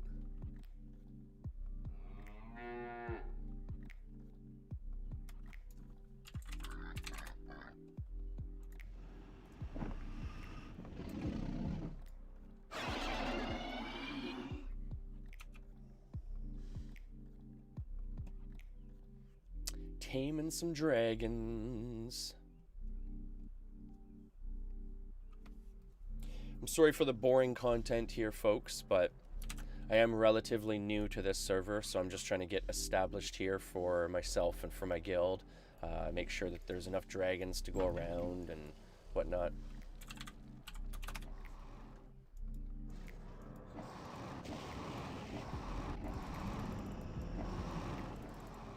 So we'll get this guy dragged out here.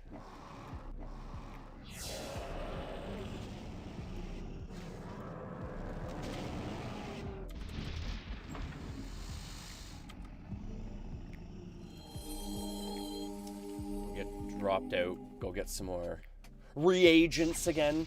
Is that how you pronounce it? Reagents? Regents? Reagents? I just call them regs.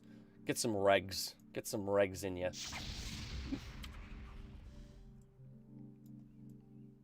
Yeah, we're running out of ginseng super fast because it's used for the paralyzed fields and the heals, which is pretty much the only things we're casting right now, so I just want to get this dragon out before I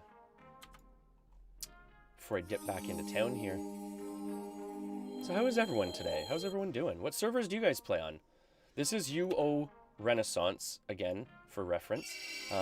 Anyone that's interested in playing here, super fun period piece server, T2A piece server.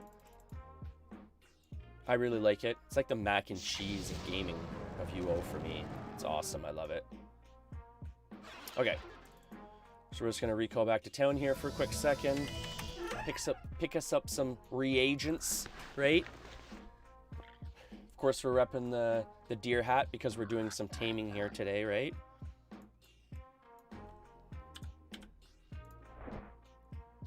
We have a different hat pretty much for all our different professions. Well, the two different professions, taming and picking. It's pretty much the only things I really do.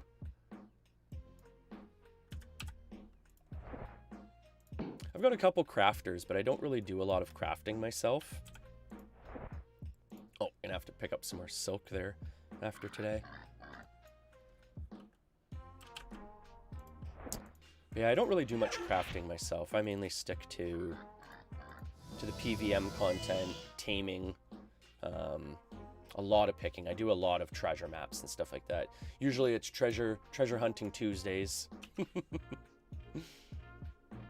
So for anyone that wants to watch treasure hunting, tune in on Tuesdays. How's this guy's stats? I don't think we checked it out yet. Oh, strength 818. That's not bad. That'll work. I can deal with that. All right, get this guy tamed up here, folks.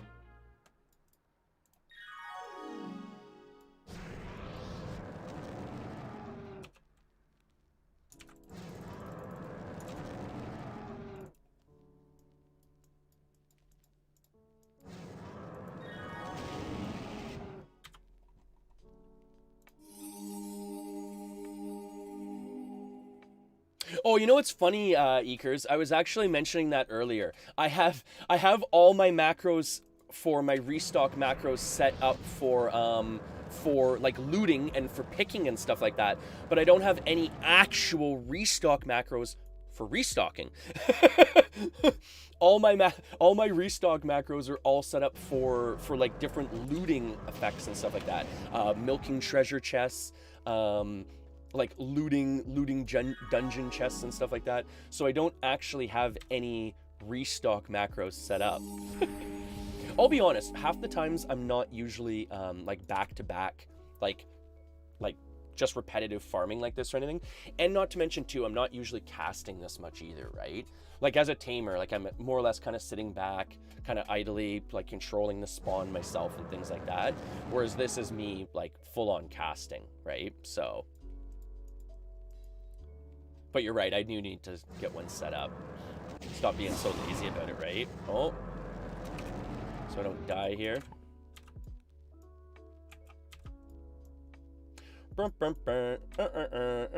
Heal up the dragon, apparently. I think it's more entertaining when I do stuff like that on stream. I could be picture perfect, but what's the fun in that, right? What's the fun in being picture perfect when you're doing things?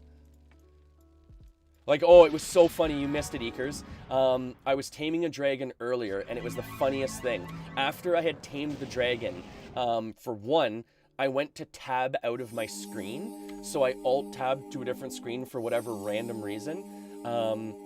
And then, on top of that, I tabbed back into the screen, and I forgot to, because I was trying to tab out from the dragon.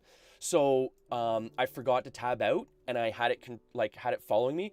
Don't you know, go figure, the thing starts attacking me and kills me on stream, right? If I'm not mistaken, actually, Lord Alex was nice enough to lovingly clip that one for me.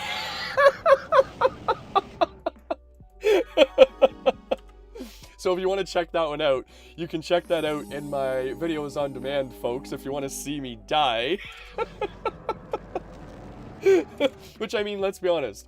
When you're watching something like this, who doesn't want to see someone die, right? It was super entertaining. I was killing myself laughing. Like, it was so funny.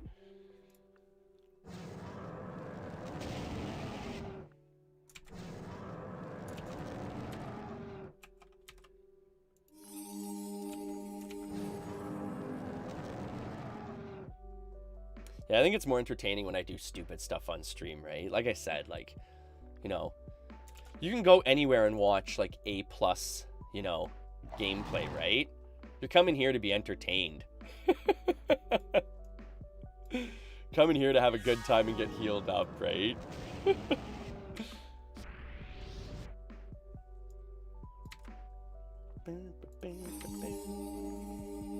Oh, you died a bunch yesterday? Yeah, it seems like there was a lot of PKs out yesterday. I was seeing, like, the bounty feed on Discord just getting, like, fed the whole day.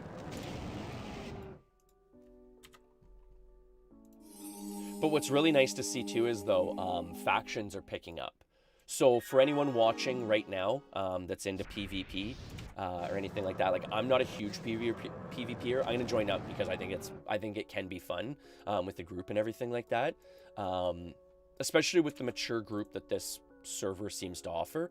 But there is old school factions, because that seems to be the most common question I get about this server. Is, you know, are there factions? How do the factions work? Stuff like that. So the factions are like old school, like true to form factions. City control, economies based on those cities. You can hire guards. You can hire like different vendors for the cities based on controlling those cities. It's a very in-depth player versus player system.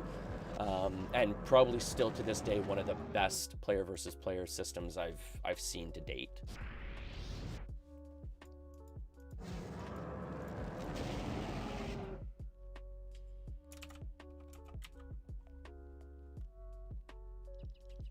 Oh. Yeah, I heard about that on the chat. I was reading about that, bud.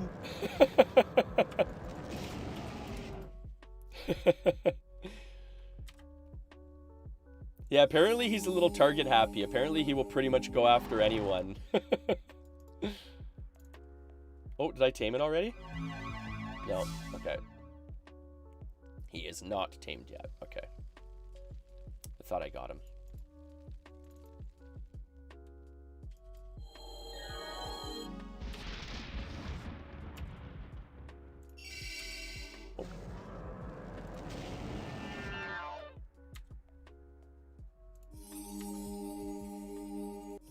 Get meted up here a little bit.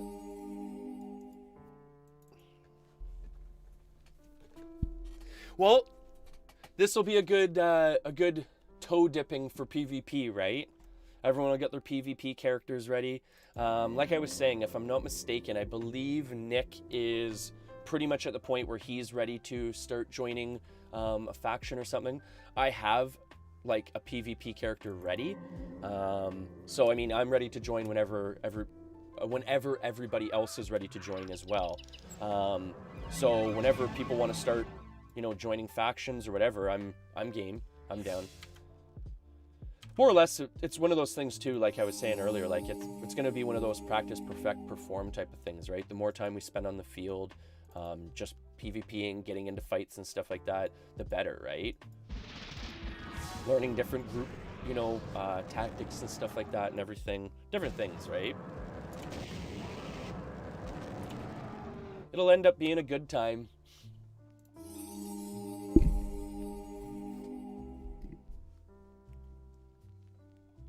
The other part that's good about it too is most of us at least have a big enough foothold where we can at least afford, you know, regents and stuff like that to be able to PvP. There's a lot of PvPers out there that don't want to do like any farming or anything like that, right? They just want to PvP. So being able to like actually restock and stuff can be really tricky for them. I had nothing on me. He was just mad his friend got PK'd. Yeah, that happens, right? The joys of freedom of choice, right?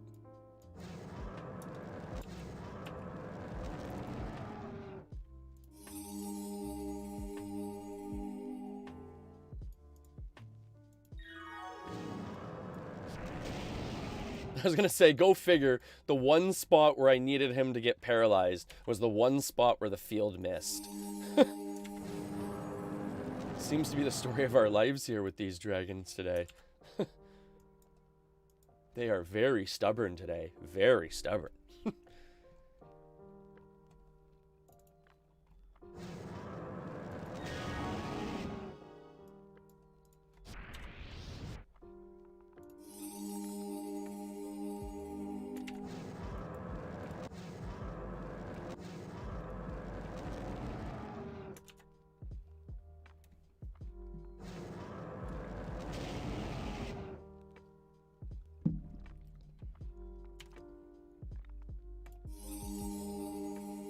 Holy cripes.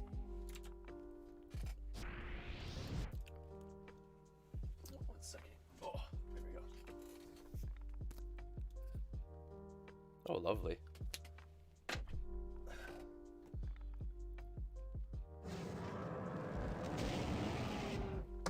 That's a bit better.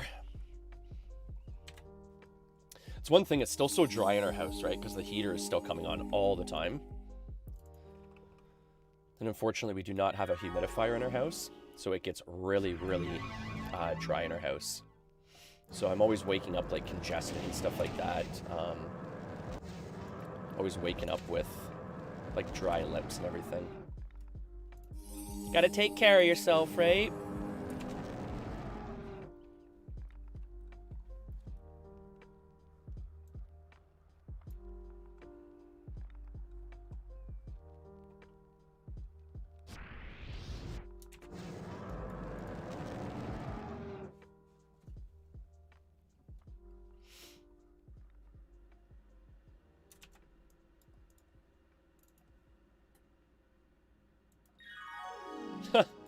What a horrible field. Yeah, like I was saying earlier, Ekers, that's the one downside of trying to do this outside in the wild here, is the ground out here is so uneven that you don't end up getting like actual good paralyzed fields on the ground. It's so rare that you'll actually get like even 4 or 5 in a row. So it's really frustrating having to deal with that. But I don't like taming in the actual like grounds there, because for one, you're having to deal with all the extra spawn around you the whole time, and I mean, you're having to deal with PKs the whole time.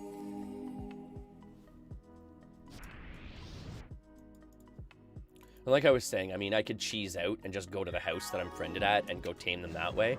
But I wanted to like actually have a little bit of a challenge here for a little bit of content or whatnot. Actually show people, you know, like if they're new to UOR or whatnot, like how to do it. Because not everyone's going to be friended to that house, right?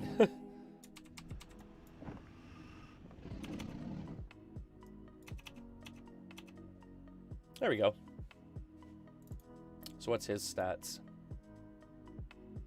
Strength 818, dexterity 89.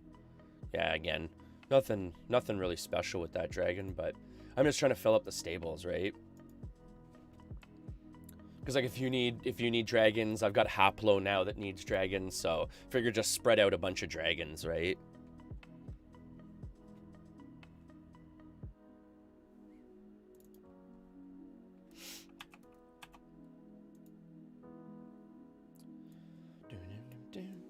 Just gotta wait for the dragon to go blue there. I hate bringing them into town when they're gray. I'm always worried someone's going to attack it. Like, chances are I'm probably not going to get attacked in, you know, Oklo with a dragon behind me, but who knows, right?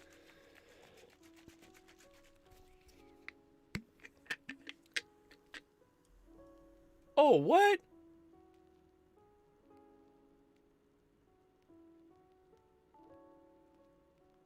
Oh, okay. It just shows my title. I was gonna say, I didn't think it actually showed when you were playing Ultima Online, like in Discord. But it doesn't actually show you playing, it just shows, like, my stream title.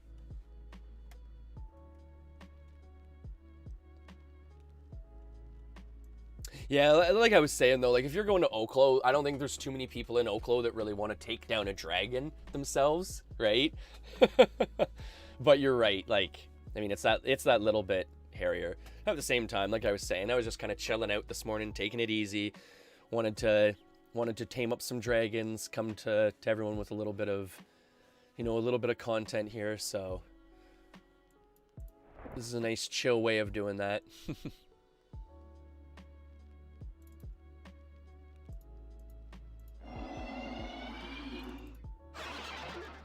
Listening to the lo-fi, just enjoying the taming. If I didn't enjoy taming, I probably wouldn't have 2 tamers, right, bud? But like I was saying, like, look at how flippin' leet these guys look now, bud. Look at that. Look at how stupid awesome they look. Look at how stupid awesome they look, man. Of course they're repping the deer mask, right? How can you not rep the deer mask? That's the thing. If you got it, rep it. Okay.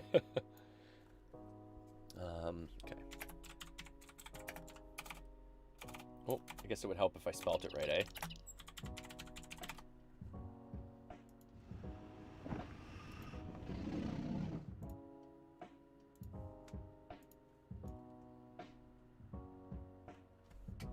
Oh, and Haplo has his mare bonded now, so he's ready to hit the field now. I got a few dragons in here.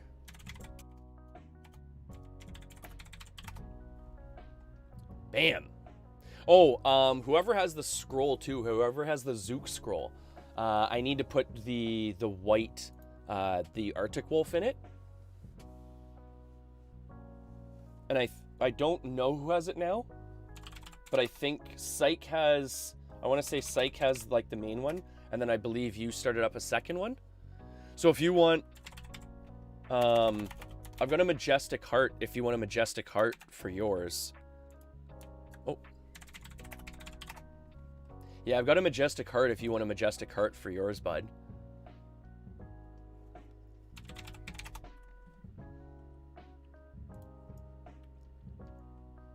That's the one nice thing about having the 2 tamers, right?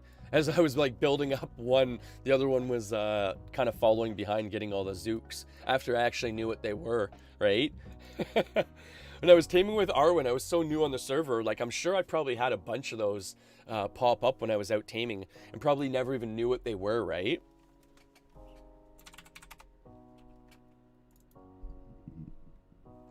Oh. Okay, apparently my screen dropped out there. hitting too many buttons. I think I might get rid of the hotkey for that BRB screen. I don't really like that. I've hit that a couple of times, and it's too... I don't really like the button positioning on it either. Oh well, whatever. I'll change that after. Whew, I got so much money, bud. Don't I have so much money?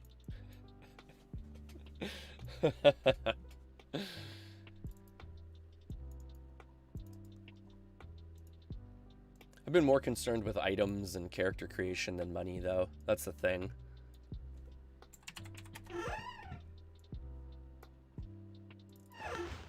I still want to bless these 2 pieces of clothing, though. They're the blood red. I still want to get those blessed. So I still need to spend like another 200 grand on that. Plus, oh, plus I need another mask. I got another mask, so I gotta get that blessed too.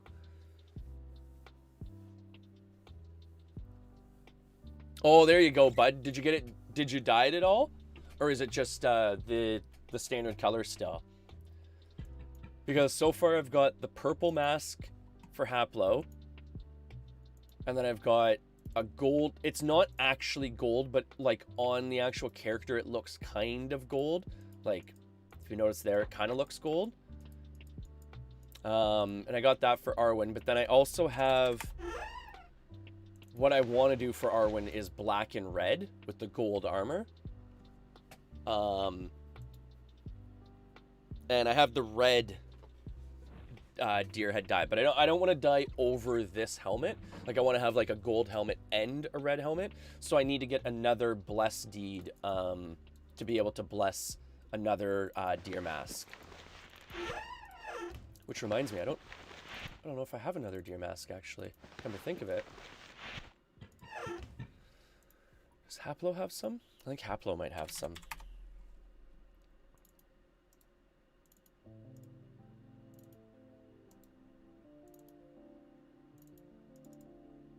Or not.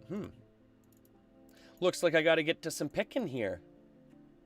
Looks like I gotta get to some picking.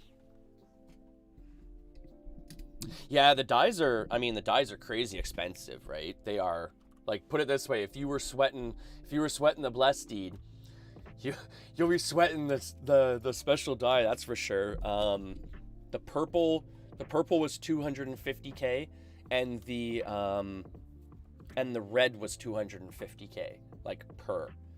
And then the gold one, because it's not technically gold, it's actually like, I guess like a bronze color or like a copper color. That one was only 50K, which wasn't too bad. But I'll be honest, like, you can barely tell it's dyed in the paper doll.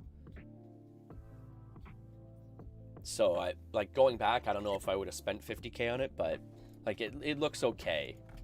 It changes it a little bit, so it doesn't look completely standard. And then I'm trying to find like the Verite, like the green dye for Straith's mask for my picker.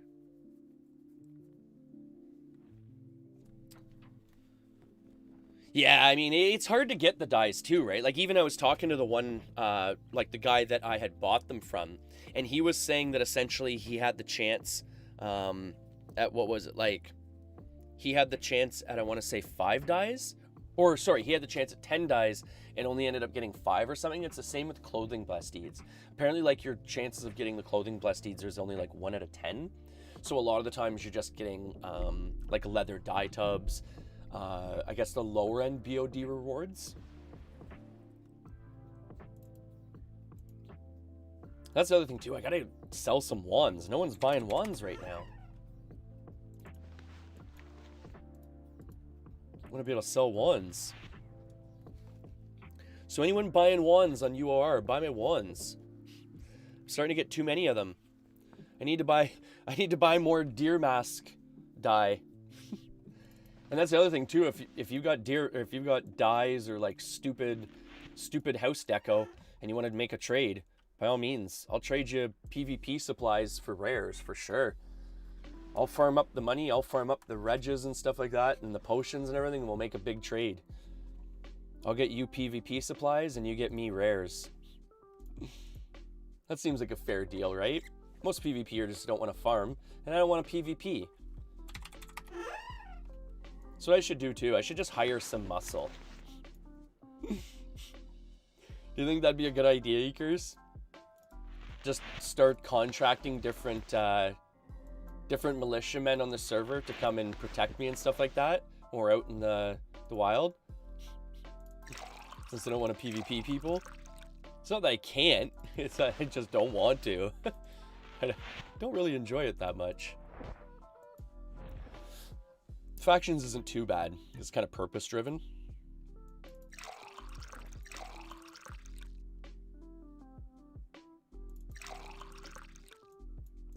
All right.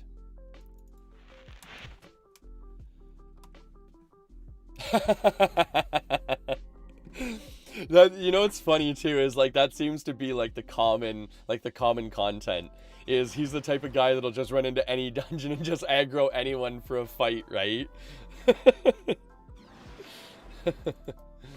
Which I always find funny, but whatever.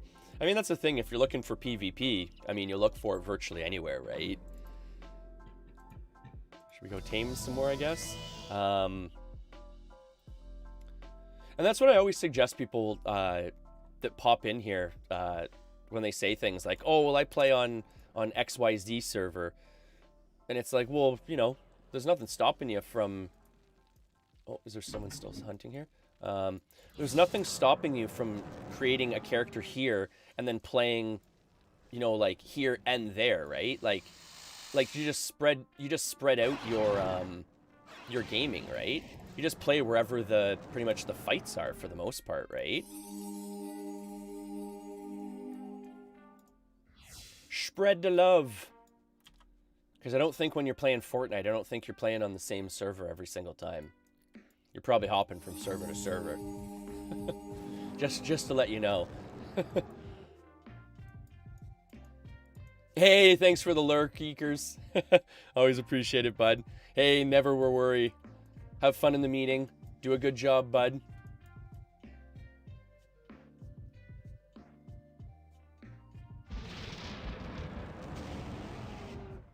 Yeah, but even like I've said to a couple people and stuff like that, like by all means, if you want to come to the server, try it out, you're not sure about, you know, committing to your playtime here or whatnot, by all means, I mean, it's not hard to make money on this server by any means, but if you want to, I will, you know, I can get you set up with some money, with some, you know, some different,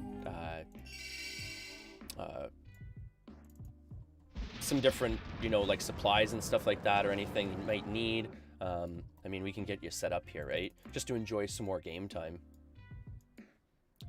Because as I was saying before, the faction system here is like awesome. It's like, it's the actual proper old school factions with all the like town control, base control, all that good stuff, right? Like all the stuff you remember from like Aussie days back in the day, where like you can actually get towns controlled, you can buy horse breeders for them, like stuff like that, right?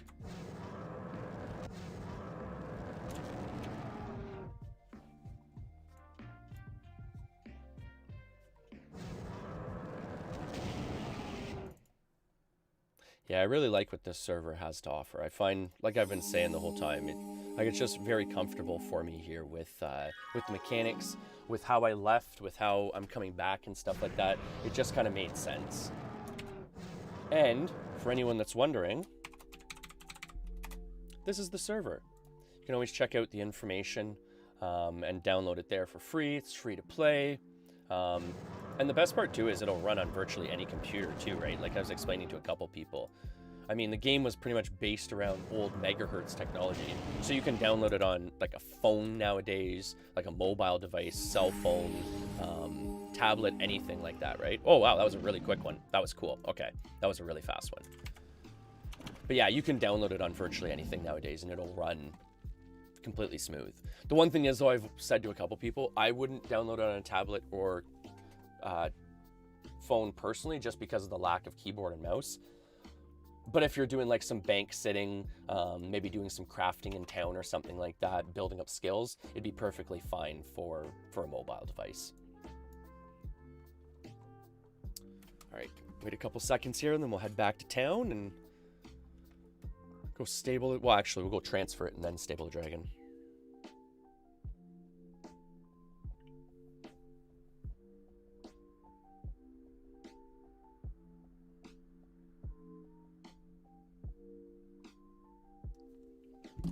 Sorry, folks, just checking my phone there. I had a purple light on my phone. I've never seen a purple light before. Usually it's either white or green. White is usually a notification light, and green usually just means it's charging. So, not sure what purple meant there. That was kind of neat. It was like a violet light. Violet, you're turning violet, Violet.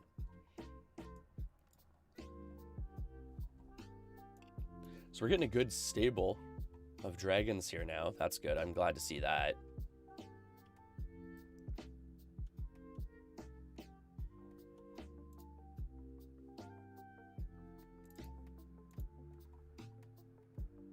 This one's not too bad, actually. It's probably one of the better ones I've gotten. Pretty rounded.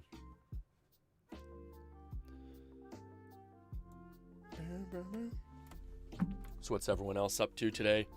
Enjoying the weather? We're getting incredible weather in southern Ontario here recently. Holy jumping. Oh, excuse me.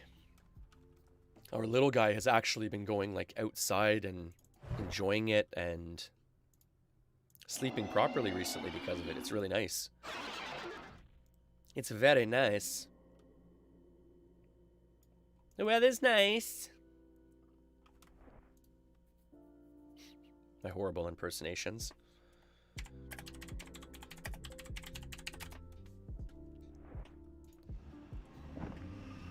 Transferring up dragons, transferring up dragons. Boom, boom, boom, boom, boom, boom, boom, boom, boom.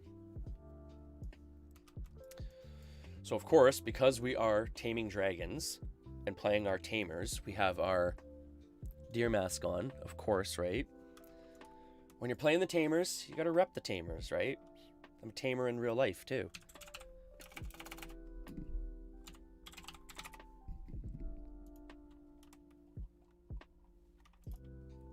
And this is, again, UO Renaissance. Really cool time period piece. I really like it myself.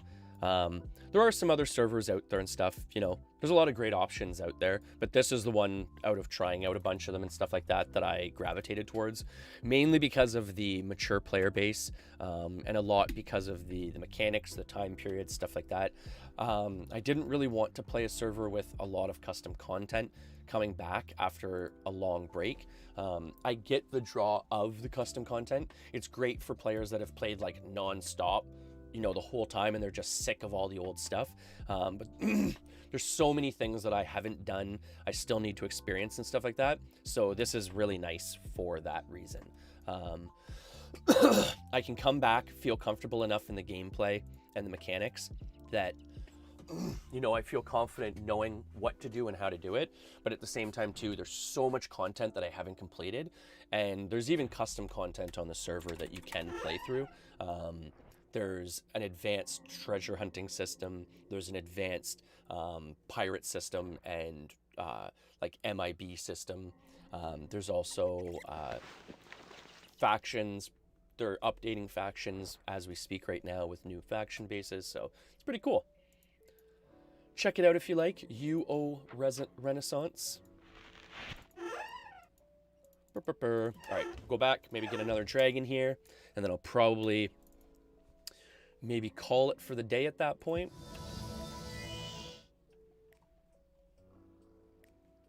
We've been having lots of fun today, folks. It's been non-stop laughs. Like earlier this morning, it was too funny. I was taming a dragon, and for some reason, I like alt-tabbed out of my like game screen into a different game screen. I had open, and by doing that, I jumped back into UO and forgot to tab out for aggro on the dragon that I was trying to tame. So here I am tabbed in on the dragon that's now barreling down on me, and again I've forgotten to tab out even though it's tamed. So here I am thinking like, oh, I'm just gonna take my dragon back to town, like great, finally tamed it, and then it killed me, which was hilarious. It was even funnier too because there was someone here watching me do it at the same time too, so it was even funnier. My buddy Lord Alex, absolute MVP. He was in the stream, and he was nice enough. He was nice enough to clip it for me, of course, right? So for anyone that wants to see an Arwen death, or Erwin, you know what? I'm gonna pronounce it Erwin. I like the pronunciation of Erwin better. If anyone wants to see an Erwin death, go see it. Go see it. It's pretty funny. Holy crap on a stick. Yeah, dragons teleport on this server, so it gets pretty hairy at times.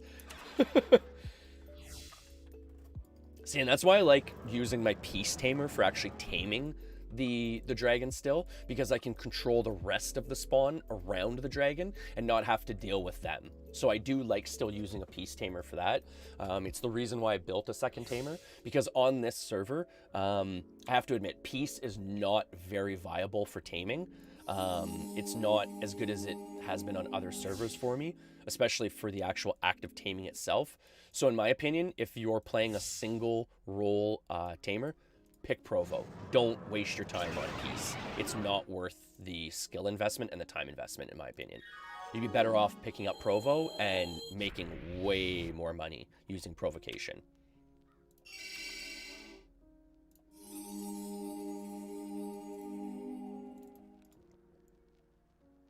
Again, I'm using a peace tamer because I'm using it as like a secondary tamer. I have a provocation tamer. I just like taming on a peace tamer to control the spawn. But again, if you're rolling a single tamer on UOR, I would probably suggest a provocation tamer, as it's just more widely like viable, essentially. He teleported right out of that flippin' paralyze. Holy cripes. Mother trucker. Mother trucker. I don't, like I was saying earlier, Ekers, I don't want to be cheese like that, especially like on stream. Like if I'm just going to literally like just bang off a bunch of taming or something like that, I'll do that. But I mean, I wanted to kind of like create like a little bit of actual content here, especially for anyone like from UOR that actually is going to like watch this and stuff like that. They can actually see how to tame a dragon if they're new to the server and not cheesily friended up to like a taming house or something like that. But don't get me wrong, I mean, most of the times when I'm just banging out a bunch of taming, that is how I would do it. Yeah, I gotta get more silk after this, I forgot about that. But yeah, that's normally how, actually, you know what, I'm gonna go do it right now, so I don't keep forgetting about it. But that's how I would normally do it. I actually gotta talk to Nick, actually. What I'm going to do is I'm going to farm up a bunch of money and talk to him about just buying like his 10K of each. Because I'm getting sick of like coming to these vendors every once in a while and them being out all the time. Yeah. So, okay. So that'll be my mission for later today. I'm going to farm up a bunch of money and buy like just a ridiculous amount of regs from him. Because I'm sick of like going to these vendors all the time.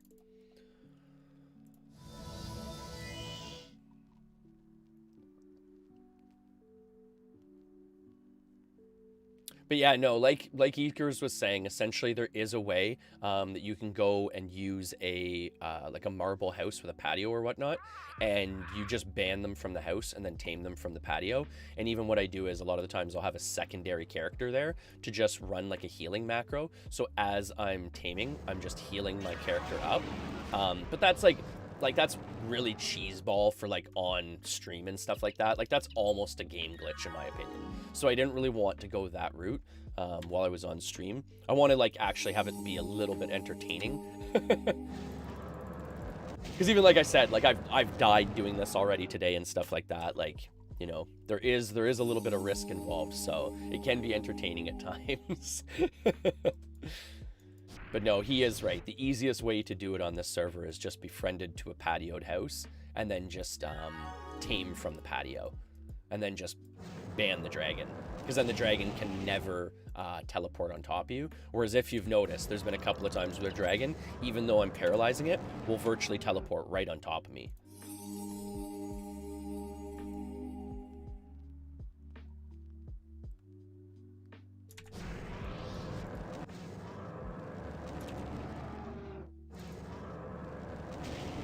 And like we were saying earlier, the one thing about Fire Temple here and just trying to tame outside is all the ground is so uneven. So generally the most you're going to get out of a paralyzed field is maybe 3 tiles.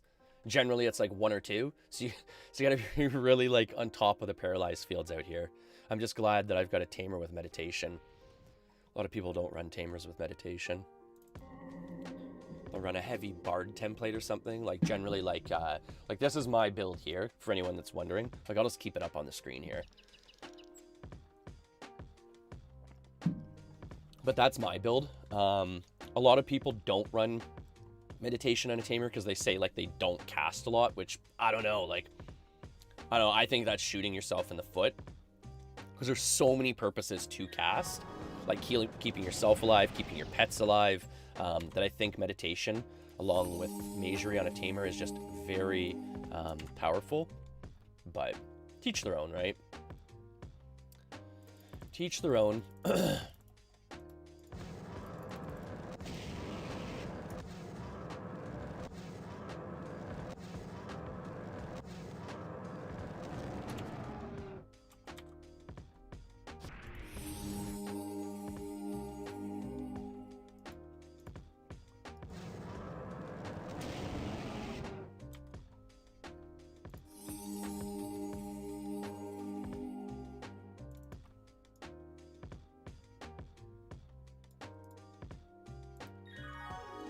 That's the one thing too. Okay, correct me if I'm wrong. Anyone watching or whatnot, I mean, it seems like UO Outlands is like the heavy played server. Is there even taming on that server? Any like footage I've ever seen of anyone playing, everyone just plays warriors. Like everyone's just rocking a warrior character. Like in some combination, it seems like I'm assuming of like... Forgot Black Pearl? Great. And this is why you have a restock macro, folks, so you don't forget things. Especially when you're scatterbrained like I am.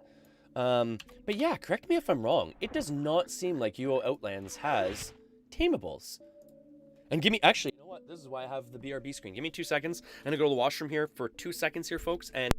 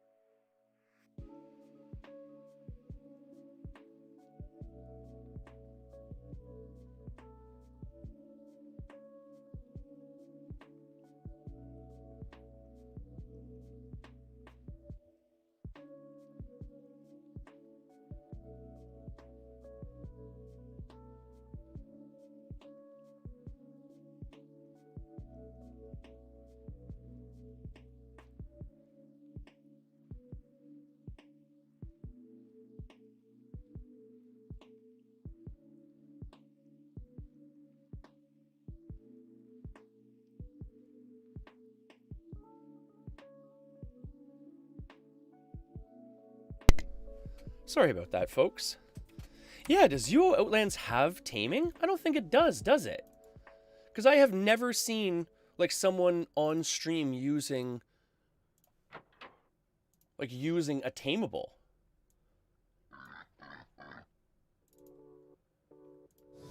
That's interesting. Yeah, you have to look into that. Because if that's the case, that's boring. I guess I picked the right server for the right reason. Awesomeness. Pure and utter awesomeness. But no, in all seriousness, I've been really enjoying this server. It definitely feels the most like Angel Island that I've played. And that was an awesome server by an awesome creator. Shout out to Adam Ant, the creator of that server. Super cool guy.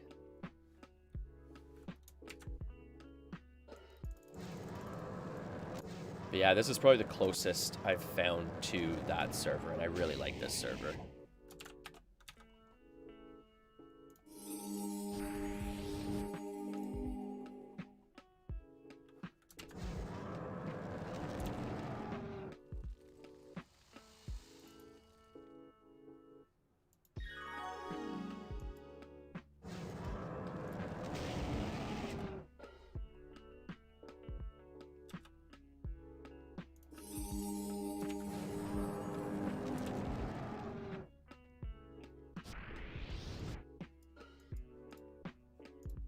See, now this spot here is a little bit better for taming because you can actually get more than a 3-tile paralyzed field off and actually be able to run it up and down the paralyzed field. Whereas out here, there's not really much of a point of doing that. So it'll probably make the taming go by a little bit faster here because I won't need to cast as much. Essentially, I'll just be able to run a more limited like taming macro type of thing.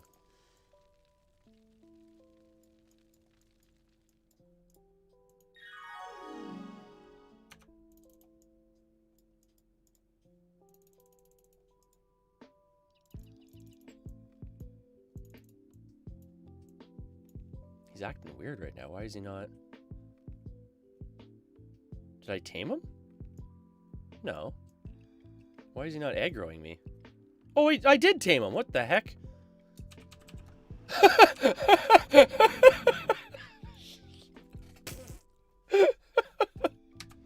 Oh, boy.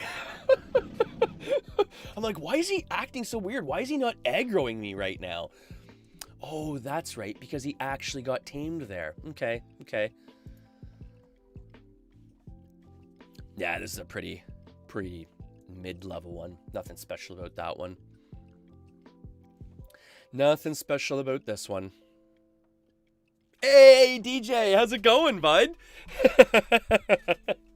I'm always doing good, man. I'm always doing good. We're just doing some low-key taming here. So as I was explaining to Bull, this is like a super, super old school retro game. Like, it came out in 97, but this is like where my like hardcore gaming jumped off from. So I figured it'd be appropriate to bring this back for some of my viewers. And this is a great community game, by the way. It's an MMO style game, so anyone can jump in. But yeah, we're doing some taming. We're making friends with the dragons in the world. We're taming Schmaug. How are you today, bud? How have you been keeping? Are you close to affiliate yet? How much closer are you? I think the last time I heard you were at 2.7, if I'm not mistaken. That's like the crunch time, eh? All right, so now we can go back to town. Give this dragon to Haplo. So for anyone that doesn't know too, Haplo is a character name from a really cool high fantasy book series called the Deathgate Cycle. Really neat series.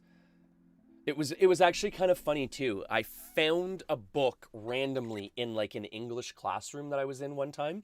And throughout, I know this sounds horrible, but like throughout class and stuff like that, I would like sneak like, you know, reads of the book like through class and stuff like that.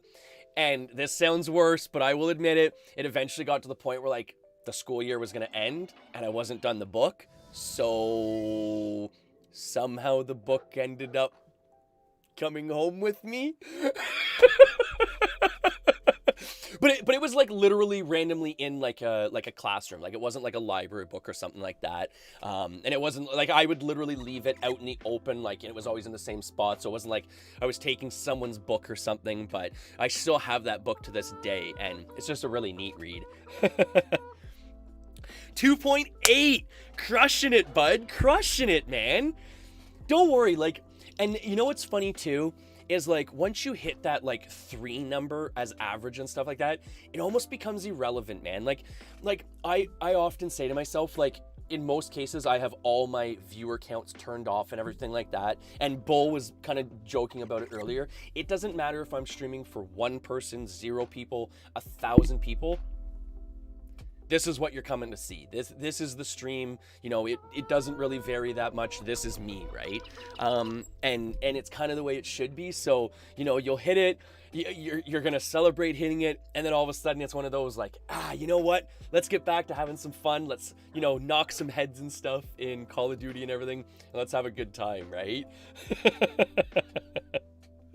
Oh, that's so awesome, man. Congratulations. Congrats. And every little raid helps, every little clip helps and stuff like that.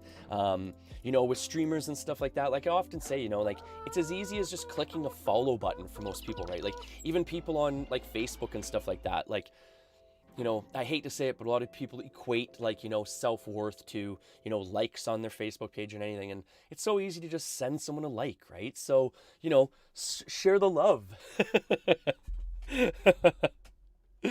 No. Thank you for tuning in at the same time too, right? Especially for this semi-boring Ultima Online content. Like I always joke, like if you're not like an Ultima Online fan, you're almost looking at this like, what's even playing? Easiest way I can explain it, it's almost like a virtual chat room or like Sims, but really old school, right? But medieval setting, so it's kick-ass. But what I really like about it is the fact that it's in a lot of ways it was kind of the guinea pig for a lot of different mechanics for games and stuff like that throughout MMO genres and stuff. Like in this game, like there's so much freedom of choice. You can be a murderer and kill people out in the field if you want to. You know, you can be good variety, bad variety. But one of the best features of this game, and I always try and highlight, is the housing in this game. You can own houses, and by owning houses, you can place vendors and actually like sell your goods and wares when you're offline, which is a really neat feature. Most games to this day have not really replicated it in the same way. Like each one of these bags I'm clicking on is like a different vendor bag, so they can be different themed vendors. You can go into people's houses, and each one of these, so you can magically teleport around the world with these ruins that bring you to different places, right? So like I can teleport to different areas and stuff like that. By using those ruins, right? And what you can do is you can create what's called like a ruin library, right? So you just mark a bunch of ruins for a bunch of different places, and then you can have like this house set up, just like this one, where it's almost like all different recall spots for all over the world, right? And it's really neat. So you can travel all over the world just by like teleporting around to different cities and stuff like that. It's super cool. And I love it too because it's a relatively old game, so it plays on like any system, right? Some of my viewers even play it on their cell phones and tablets because it is such an easy game to get. Free to download, free to play, no subscription fee. It's very accessible that way, right? It's nice.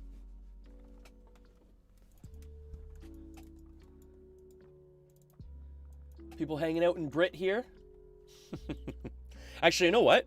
Let's do this real quick. We're going to just to bring you some different content here, so it's not boring the entire time. What we're gonna do is we're going to. Oh, it's blocked now. Go figure, right? Okay, so what do we got here? We'll go down and show you a dungeon too, and like show you like actually like fighting some stuff and everything like that. Like 1 second here.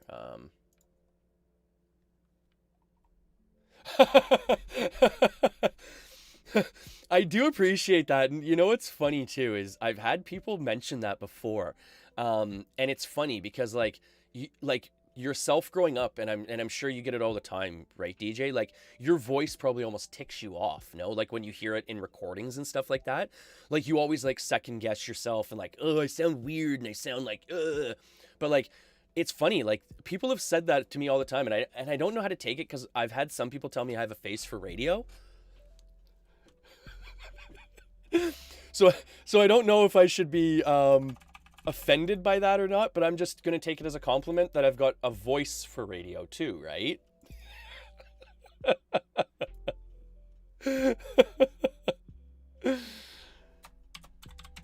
And it's cool too because what I'm even doing right now is you can essentially just mark ruins. So like you can mark a ruin for virtually anywhere in the world and then come back to that spot. Sykes. So I'm just marking the ruin what it is. So when I click on it, I can see that it's actually marked for that. And then 1 second here, I'm going to go back to the bank here for 2 seconds. Actually grab some reagents. That's the thing about pronunciation. Everyone always makes fun of the way I pronounce things. I'm Canadian, by the way, so I pronounce everything funny anyways. But I usually just call them regents, and people always make fun of me for that. I think they're pronounced reagents, if I'm not mistaken.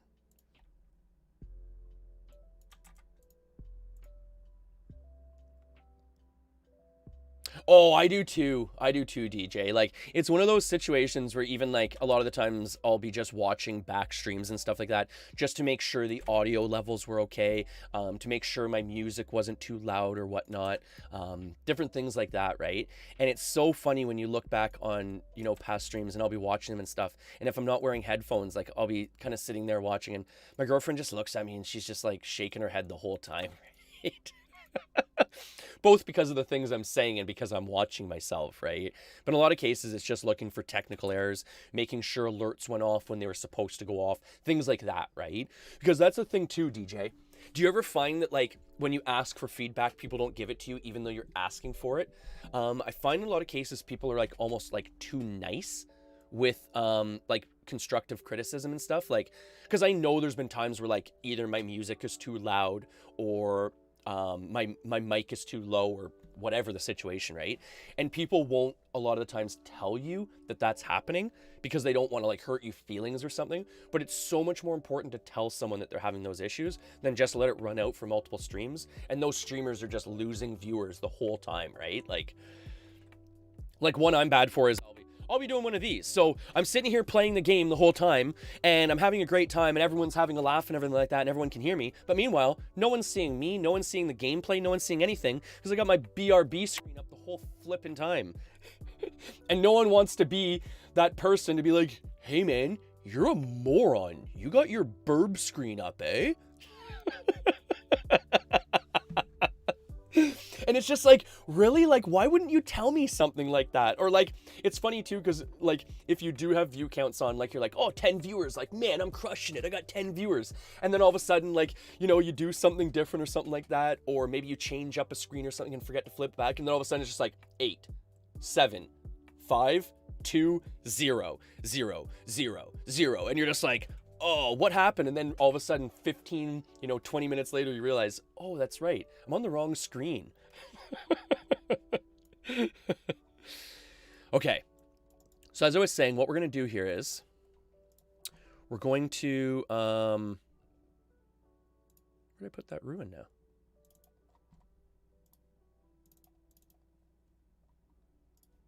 I just marked that.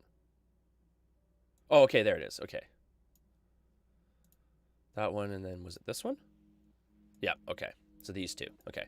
So we'll go do some provocation. So what this is like essentially this would be like the hunting like DJ, like essentially like what you're kind of doing here is like this is the killing aspect of it, right? So this is you going out and actually like hunting monsters and stuff like that and acquiring gold. So what I'm doing too is right now I'm using the provocation skill.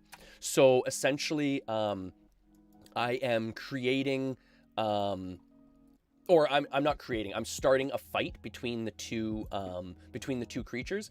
And then what I can do is I can cast like spells on them without them attacking me. Which obviously is supposed to kill them, right? So what I essentially do is on this character, I have the ability to be able to take dragons out, but I'm just showing you this real quick. Right now I'm essentially having these two fight over here, and then I've summoned this guy over here to fight this guy for me. And they'll just kind of go to town on each other while I'm kind of like watching the fights. But I mean, I could drag out a dragon. I could be more active and stuff like that. But right now, like I said, I'm just kind of like just going around. Oh.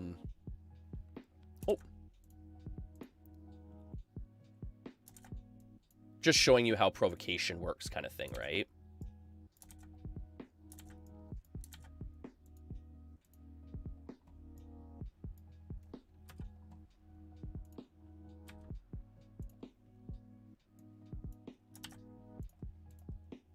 But yeah, like see how I'm essentially I just go around, like I said, slowly make creatures attack one another, and then as they're attacking one another, I can either summon things to attack them, or I can just actively like cast on them myself. Kind of like this, like I can cast spells on them myself. It's pretty old school, so I mean, like, the gameplay isn't, like, super fast-paced or anything like that. I'd say it's more about the social aspect of the game and everything at this point. But it's super fun. Tons of different content to play. There is different... Oh, excuse me. There's different, like, boss fights with different mechanics and stuff like that. But it's just fun to kind of play around on. Like I've said a couple of times, it's almost like a virtual chat room, almost, if you think of it that way. You just kind of, like I said, slowly collect gold and stuff like that. The main purpose is more or less to collect things and, you know, build up your house and stuff like that.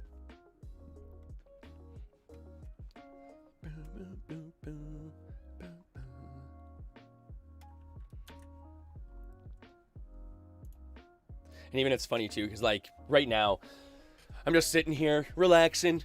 Not having to really worry about PKs or anything like that. Whereas normally I'd be sitting here like, oh my god, you know, I could get attacked right now. But because of like working provocation with no dragons, I can just hide myself. It's pretty low key, right?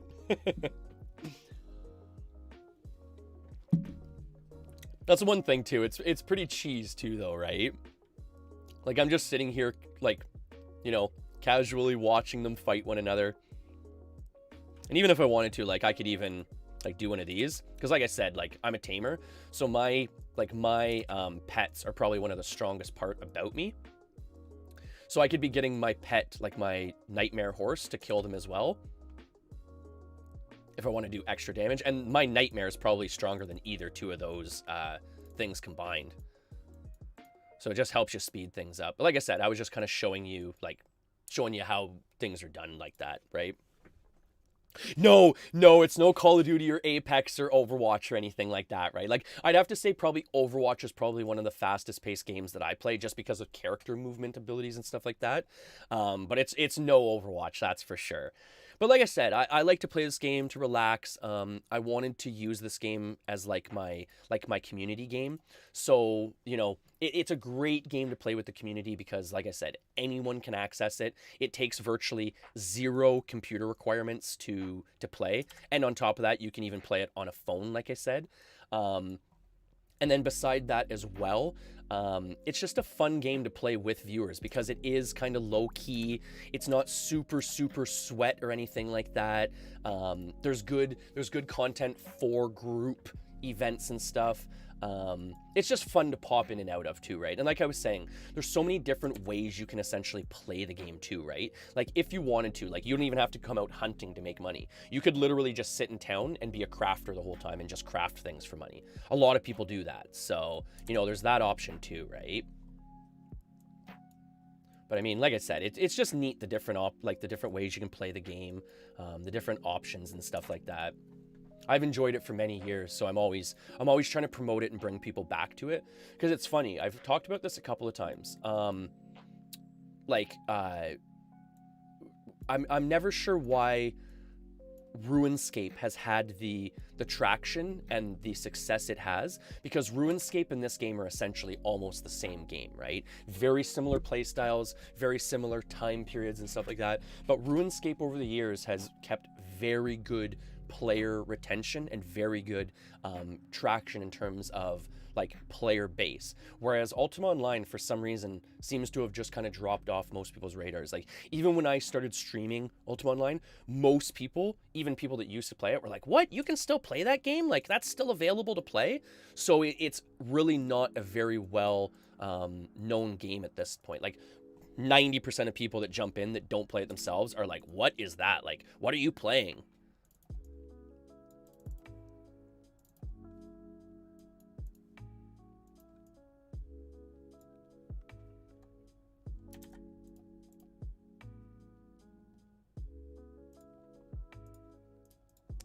The one thing I don't like about this server is, though, as you're killing things, it doesn't remove the health bars. I've played on a lot of servers where as you're killing stuff, it'll remove the health bars. And on this server, unfortunately, it doesn't do that. And it is kind of frustrating because it gets to the point where if you don't remember to actually like manually click off your health bars, you're just sitting there with like, you know, 15, 20, 30 health bars on your screen, and it's just getting congested, right? And it's not necessary. Oh, I gotta feed my horse. That's one thing. I'm not at GM taming with this character, so there is every once in a while my tamables will not listen to me. Like they'll essentially ignore me because they're like, I don't care what you have to say. Like you're not in control of me enough to, like, you know, control me 100%.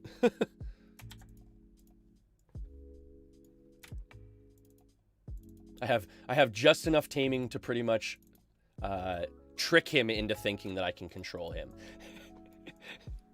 No, my taming isn't bad. It's 96.5, and for a nightmare, generally you need, what is it, 95.1, so I'm a bit above the minimum requirements. But just a bit. Not much. Not much.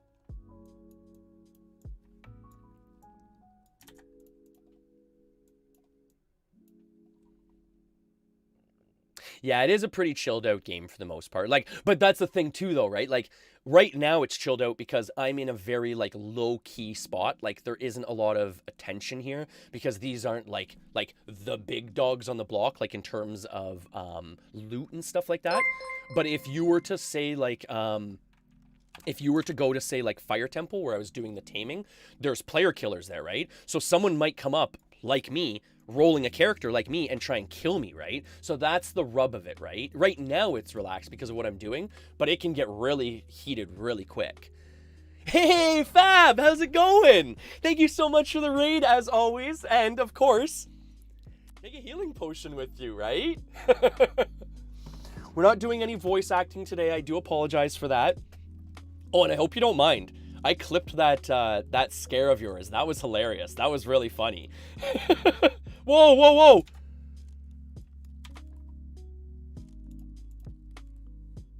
Why do I not have... Oh, great. Great. Great. Great. I wasn't even paying attention to my health or my character or my pet's health or anything like that.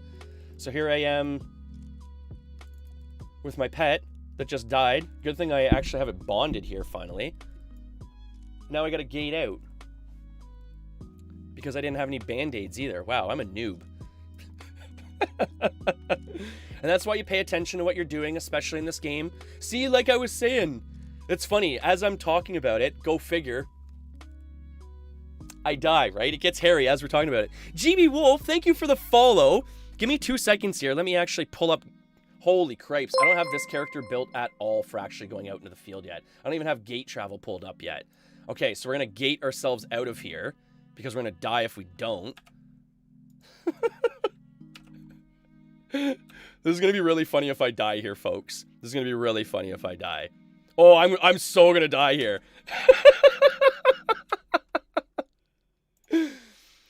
Me and my unpreparedness come out into the field with no supplies or anything like that to properly play. Okay, so give me a second here and I'll properly address everyone here. Holy cripes. I was just trying to pop out for a quick second to just kind of like show off the game here for a minute. And all of a sudden I'm going to die now. Seriously? You're going to fizzle this like 20 times? So essentially what happens here is, DJ, is, and Fab, is what happens is like there's certain spells that are different skill levels. I was just trying to cast a 7th level spell, so even as a master level mage, I'm still failing the spell, which was obviously at the most inopportune time, right? GP Wolf, thank you for the follow on that note. Chef, thank you for the follow, folks. Always appreciate the views, the follows, and the likes. How's everyone doing today? How's it going today, guys? No, Eekers, I'm just being a complete noob. I forgot band-aids. I didn't have ruins with me. I'm just being a noob. I'm just having some fun. Being an idiot, though. Like I didn't even bring band-aids with me. I don't even think I have any in my bank account. Pretty much all I was doing, Eekers, was I was trying to like show off. I was just trying to show off like going and hunting and stuff like that. And I didn't obviously go prepared at all. Like I didn't even bring band-aids down because I didn't even plan on getting off my horse. Like stuff like that, right? But give me 2 seconds. Okay, so apparently I have no band-aids on any characters. All right. Just trying to recall back to the house here for a quick second. So again, this will be kind of cool because I'll get to show off my house here. So again, one of the coolest parts about this game, as I always try and highlight, is the house ownership. The house ownership on this is so cool. Here's the house. You can decorate it yourself, folks. And I bought this and decorated it myself.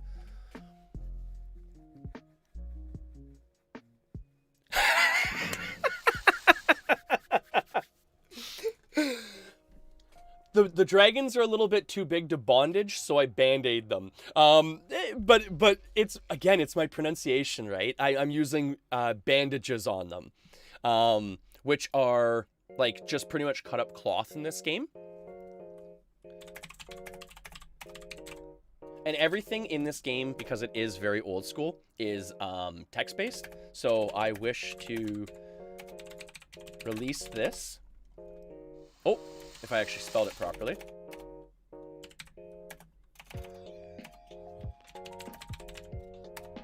Holy cripes. Okay. I need some serious bandages in the bank. Okay. Just going to do a couple runs here. That's the other thing too. Your character has X amount of weight that they can carry, obviously, like most games. So sometimes you have to do things kind of in like multiple runs from your house and back. So I'm just going to do this really quick.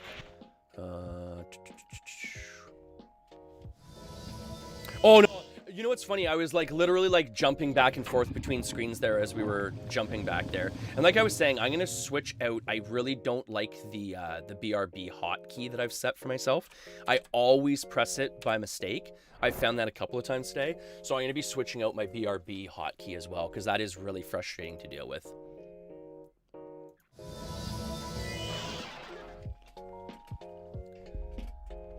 No way! No way! GB?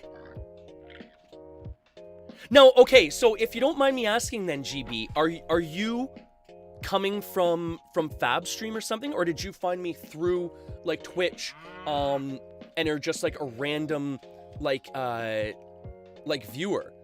Because that's so funny if, like, you were pulled in from another stream or something like that, bud. Oh, and I apologize too. I want to come back as well because I said I would. Thank you so much, Fab, for the raid and the follow. Always appreciate that. And GB Wolf, thank you for the follow as well. Make sure that everyone's taking the healing potion, right? Take a sip on it as you need it. And also too, Chaps 805, how's it going, bud? Sass love, man. How's it going today? Also, oh, you know what?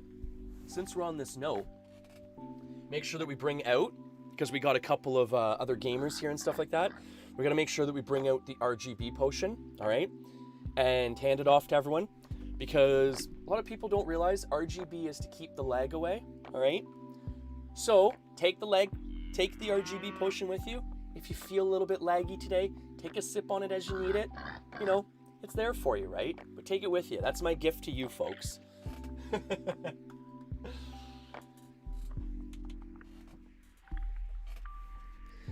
Oh, oh, Fab is too sweet. I was watching her earlier today, and her jumps with the scary games were too funny. That's one thing I haven't done on stream yet, is like a scary game, and I think I really have to do that, because I have like, I've got a VR headset and everything. I just don't have really any scary games downloaded onto it as it stands, but I think that would be hilarious to do like a horror game in VR on stream. Trust me, you'll get plenty of opportunities to see me jump. You know what's worse too? Okay, so just for point of reference, for anyone that wasn't aware here, I'm streaming from outside in my stream shed, okay? I'm not inside my house. So when I get scared, there's a reason behind it, because there could literally be someone like watching me right here, right? Like,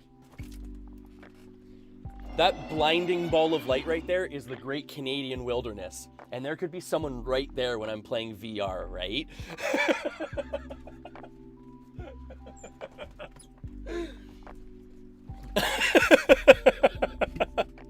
So apparently the game I need to play is Phasmophobia, because I have heard this game is really, really creepy and really good. The other part of it too is my girlfriend's really big into like horror movies, horror things and stuff like that. So I think it would be one of the few games where I might be able to get her to play it as well. So once I get a little bit more money and stuff like that, I will certainly invest in Phasmophobia, and we'll play that. That'll be a lot of fun. Oh, Biohazard on VR? See, I've got Serious Sam on VR. I've got what else do I have on VR? I've got like the Star Wars game, like the Vader series on VR. I've got Orbis VR, which is almost like an Ultima Online or like a World of Warcraft type of game online. And I've got a couple of other random... Oh, and I've got Arizona Sunshine, which actually that's almost a horror-based game because it's like a zombie shooter. And there's been a couple of times where like I'll be focused on one zombie, go to turn around, and the other zombie's like right on top of me. So I've had a couple of little jumps there too, but don't worry, moving forward, we'll get into some VR content. But I have to admit, I'm getting old, guys. I will fully be honest. I didn't think about it when I bought the VR, but it shows me my age. It's to the point where like I can only play it for very limited periods of time, or I start to get motion sick and stuff like that. Whereas my nephew, he'll be on it for 2-3 hours, like just crushing people out in whatever game he's playing, and I have to pull him out of, you know, his virtual zone, right? So it's funny how it works that way, but it showed me my age. I play a lot of sitting down games, fishing VR, the meditation game, and actually Beat Saber's pretty fun. Beat Saber's pretty fun.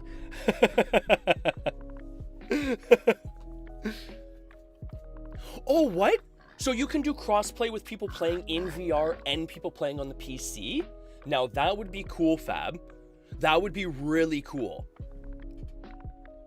Yes, Fab, Beat Saber for me was one of those games where I held off for as long as I could, 2 whole weeks before downloading it, because it was one of those games where it's all, and I know people are going to lynch me for this, but it's like The Godfather. It insists upon itself when you own a VR system, right? Everyone was like slapping me in the face like, oh my God, you got to get Beat Saber. You got to get Beat Saber. It's the best thing ever. And at first I was like, no, it can't be that good. It's not that good. Then I started playing it and it was like reminiscent of like old DDR days, right? Like Dance Dance Revolution. Now I'm obsessed with it. Like, it's almost like my workout routine, right? Like I'll come out in the shed, play a couple of Beat Saber songs, get into like my groove, and then come on stream, right?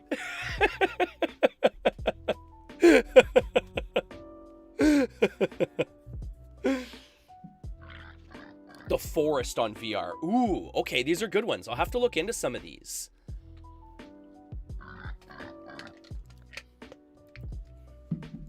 Yeah, because I got the Oculus a little while ago. Like, it would have been probably, I guess, at the beginning of lockdown. But I haven't gotten a lot of content for it so far. Oh, you know what? I should probably maybe recall back to the house and actually, like, lock stuff down. And continue getting more bandages. I totally forgot I was, like, in the middle of that. I get so distracted so easily. I'm like a... Squirrel? Squirrel? I'm like a puppy. Actually, you know what? I might as well just take the rest. Oh, I won't be able to because I already have 2,000 in my bag because I forgot to take them out of my bag from the last run. That makes sense. That makes sense. Good job, Andrew. Good job. Good job.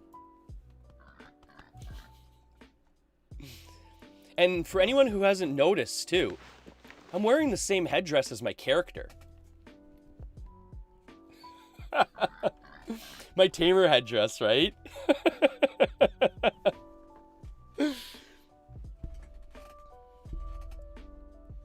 Okay, wait, I want to make sure I've caught in all those messages here too.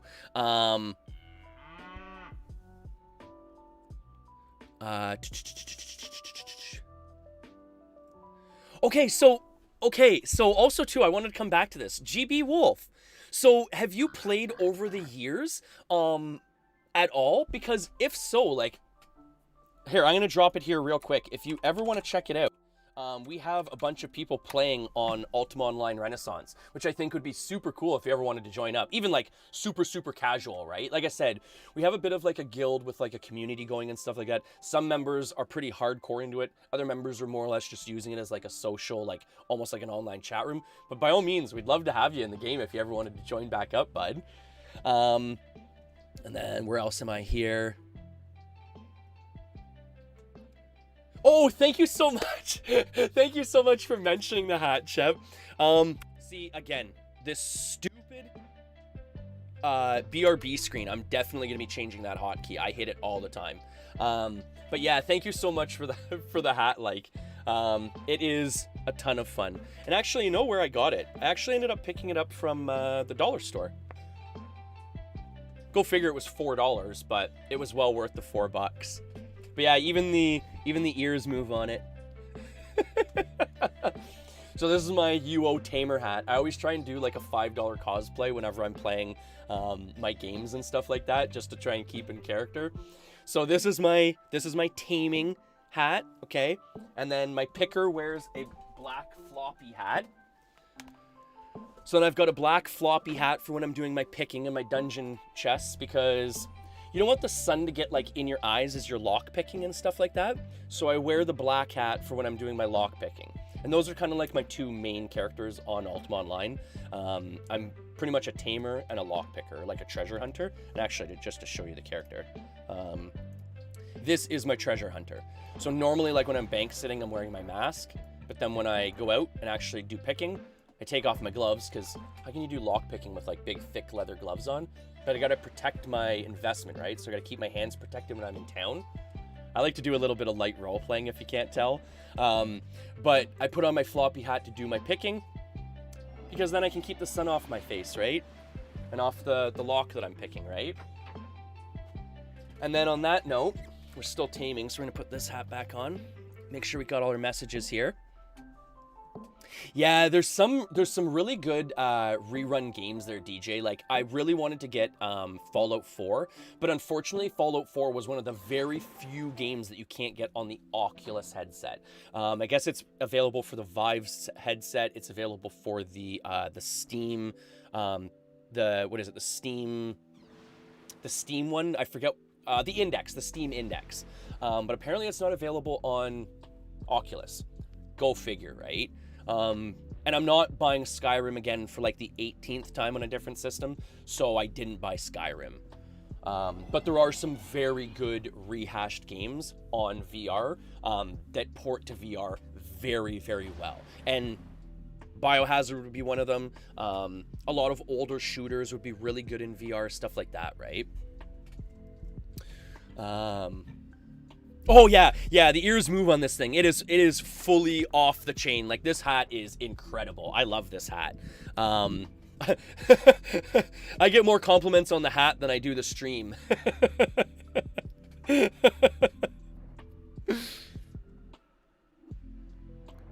Wait a second here. Wait a second here. Am I reading this right, Ekers? Your daughter has a pink version of this hat? So your daughter has Haplo's headrest? Or headrest? Headrest? Your daughter has Haplo's headdress? The purple one? How much does she want for it? Is she putting it up on auction? Is she willing to trade for it?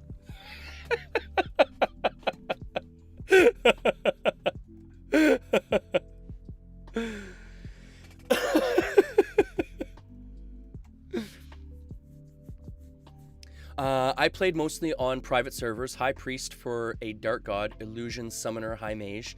Was easy. Magic Theory was needed in the tests, but I didn't have the skills to cast many spells. Laugh out loud. I'll take a look at the link for sure. Oh, that'd be super awesome, GB. Yeah, that's the nice thing about this server too. Just for heads up, like, I did a round of all the player run servers and everything like that. Total honesty, this was not the most populated server, but it was one of the, in my opinion, what it had to offer the best servers, because it had a decent, mature player base. Everyone doesn't roleplay, but if you are the type that wants to roleplay, most people will play along with you, at least if you're roleplaying. The other part too is like PKs. It's a Felucia-based map, so there's always PKs available to kill you, but they're not like dicks about it. Like, if you get killed, generally they'll take your money or whatnot, because that's what they're there for. But for the most part, they're not gonna, like, you know, res kill you. Most of them will even try and like help you get your pets back if you've got pets in the dungeon and stuff. So it's just a very mature crowd on the server, which is really important. And that was a big thing for me.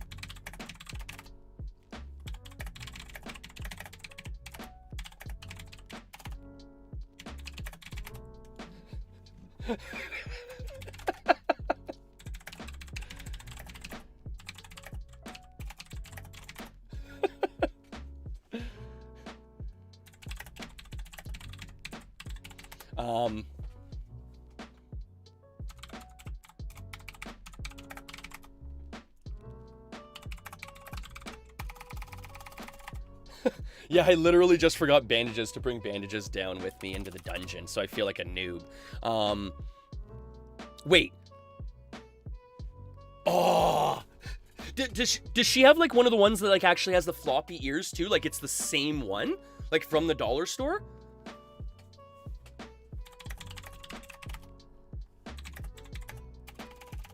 I don't like being that guy, like, yeah, I'm streaming, yeah, come watch my stream, you know what I mean? But I want to be like, I'm just being a goof on stream, like, I'm not really hunting anything.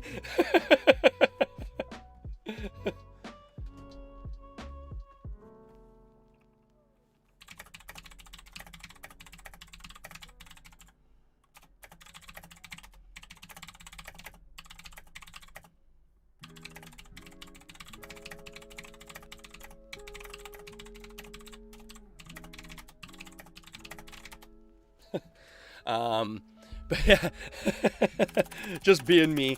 And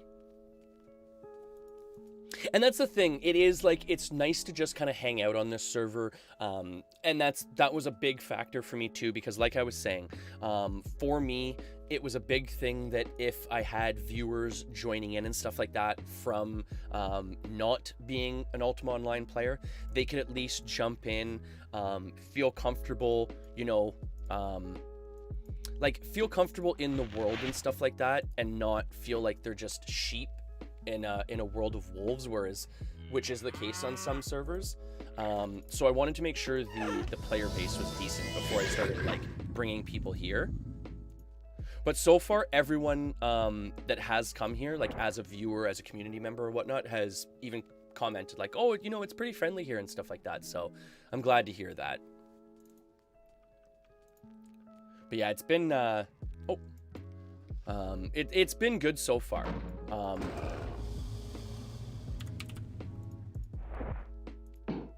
Sorry, I'm just trying to get this done and over with so I'm not distracted by this. Yeah, the server's been really good so far. Very, very warm and welcoming, which is nice to see. There's tons of player run events too, which was one of the things I wanted to bring up, because like a lot of people that you know, play newer games and stuff like that, they're used to like, you know, like game-based events, right? Like Fortnite, where it's like the game putting on an event. Whereas with Ultima Online, a lot of the story play behind what's happening in the world is very player-driven. So it's neat to see players putting on different role-playing events. Players doing different, you know, just different types of events themselves, getting in contact with the developers, planning something in the background with the developer, and then putting that plan into action, right? It's really neat to see the community that involved in the game they play.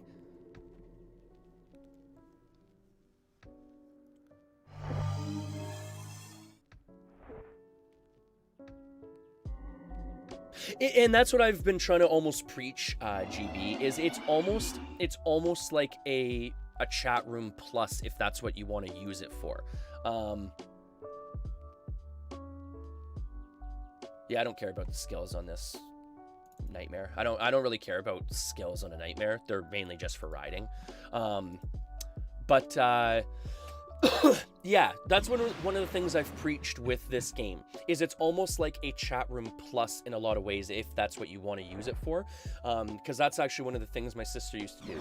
She would just kind of walk around the bank, she would collect things around the bank, talk to people. She never really worked on her skills or anything like that, but she pretty much used it as a virtual chat room back in the day, and it can be done that way. The other part too is it's really neat because, like I was saying, like the addition of the houses with actual like vendors and stuff where you can sell things as like a store is super cool, right? Just the different features that are built into the game, Wolf, are second to none, even to, you know, to today's video game standards. There's no games that I've seen anyways that have housing done the same way. And that you can have a private house, a public house, you can let people come into your house, you can keep the doors locked. It's really neat, right?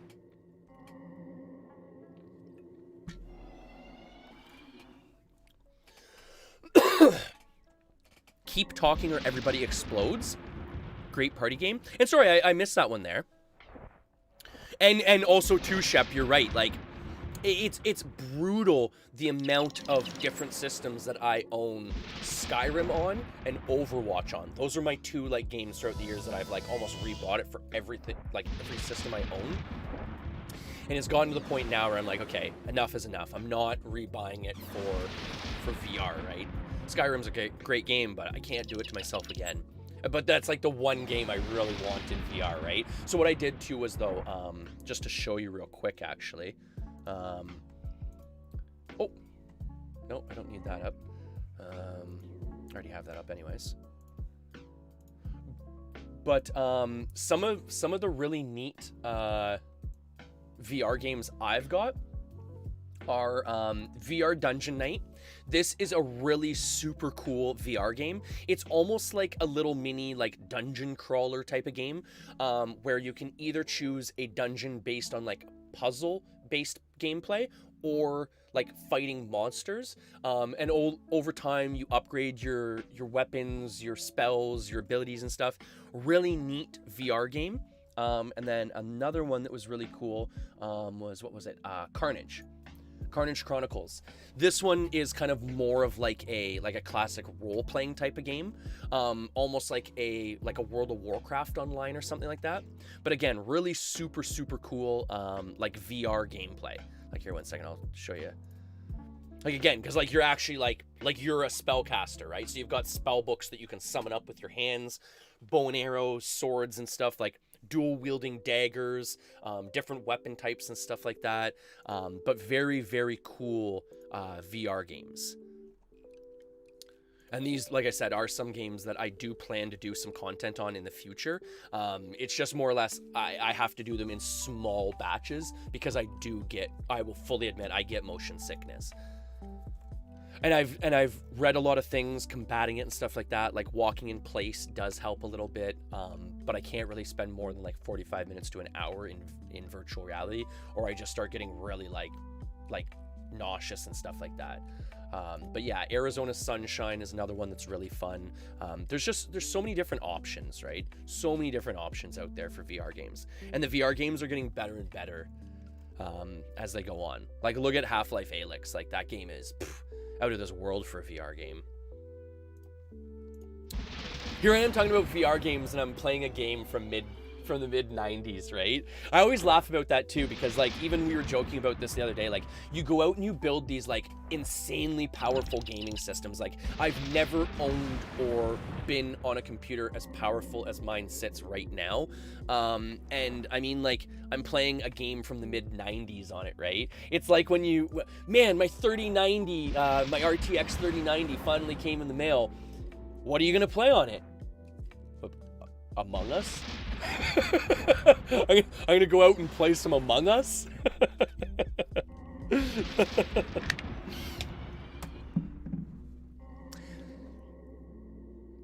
Oh, that's super cool too, GB. Like that's the thing too. Like there's so many cool player run events. Like that's what GB's talking about, right? Like he's talking about a fishing event, and we have those here too. Like look at second place, smallest fish. So you get, and it's cool because you get little awards for it, right? Like this person won a little tiny like basket and a statue for being in the fishing competition, right? It's such a neat game to play around in and stuff like that. Like I always say, there's still to this day nothing that offers the same gameplay world as Ultima Online, in my opinion. And another point GB brought up was the funny part too is it's such a low requirement. It's such a low system requiring game that you could run a server out of your home computer for virtually nothing. Like for an example, I'm running three instances of the game, so I'm literally playing 3 characters at the same time, right? And those 3 accounts all simultaneously playing don't add up to the same amount of system requirements that streaming Disney Plus takes. So if you can stream Disney Plus on your computer, you can handle playing this game. That's the great thing about it too, right?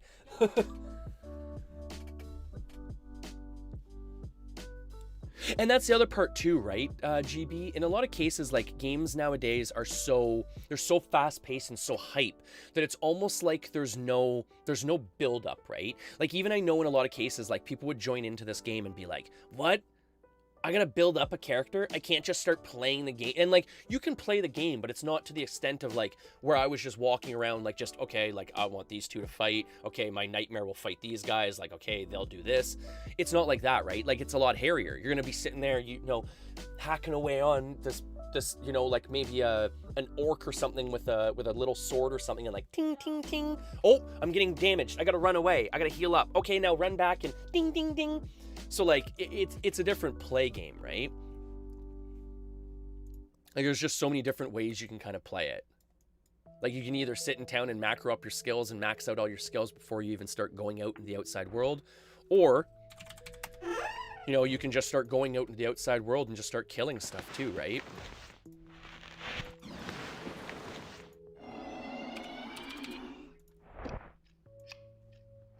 Okay, so get him some bandages, because that was so stupid ridiculous to not have any bandages as I'm going hunting.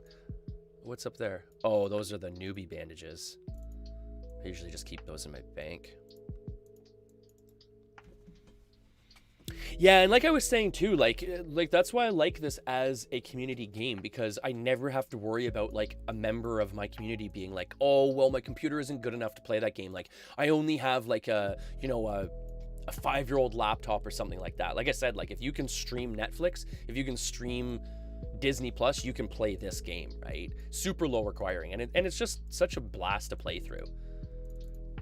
And there's so much, like, end game content too, right? It's a neat game where, like, it's fun to play building up your character, and then once your character is built up, there's still more stuff to be thrown at you, right? The boating system, pirate system, treasure maps. Actually, you know what? Let's do a treasure map here. Let's show off some treasure map hunting, folks, shall we? Let's do a treasure map here. I'm not going to do anything crazy hard or anything like that, because I'm just going to solo it out with my my treasure mapper. But we'll do a treasure map here. Okay, so we got to switch out our hats here. We got to switch out our hats here, folks. Ugh.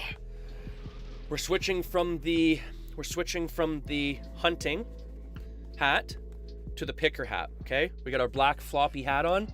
We got our black floppy hat in game. Okay, we're going to pin spot number 5. Let's go do a dungeon map, or let's go do a treasure map. Show that off, shall we? So again, this is a different character type. My other characters that are sitting in town right now are animal tamers. So their job is to tame animals, like the nightmare that I'm riding, the black horse that I'm riding. If you notice, no one else in town is riding a black horse. So no one else in town is an animal tamer. And that's their position. And then Straith is a treasure mapper. So he goes out, finds treasure maps, and then goes to go hunt for them. So we'll go do that now. So we're going to go to spot number 5. I always like to recall in hidden, because a lot of the times when you have a previous treasure hunter, ooh, that's a sketchy. Okay, I hate this dungeon spot, or I hate this map spot. A lot of the times when you have treasure hunters, you'll have them just take the chest and not kill off the spawn. So there's a lot of times where you'll recall in, even though it should be a relatively safe spot in most treasure map hunting spots. You could recall in on top of a previous treasure map and previous spawn. So it's always best to recall in hidden, in my opinion. So that's what we will do here. We'll recall in hidden. To recall spot 5.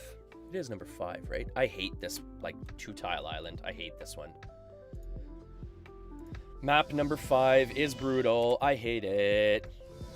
Oh, and just for heads up, this hat does not fit over my headset, unfortunately. So, like, this thing is the most annoying thing to have to try and work around. I have Bluetooth headphones, but they don't seem to work with this computer, unfortunately. Okay, so 1 tile here. Okay, so then we'll dig up the chest. Oh, wait, no. Actually, what we're going to do is we're going to summon a demon first. Yeah, we're going to summon a demon because we're going to get some spawn here. And if we start getting spawn, we're probably going to die on this island because it's not like there's anywhere to run, right? So we'll spawn the demon, dig up the chest, and then as soon as the chest is dug up, we're going to hide really quick. Because then once we're hidden, it's going to drag all the aggro onto the demon and not onto us, and we'll just let the demon kill off all the spawn that ends up popping up with the chest. Because, word to the wise, there is going to be some spawn.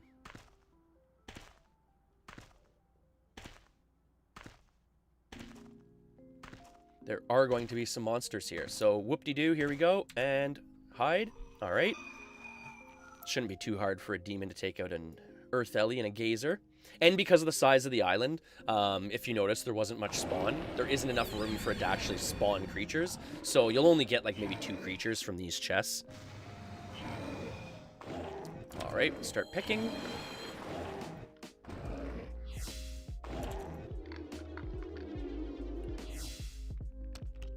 All right. Over here.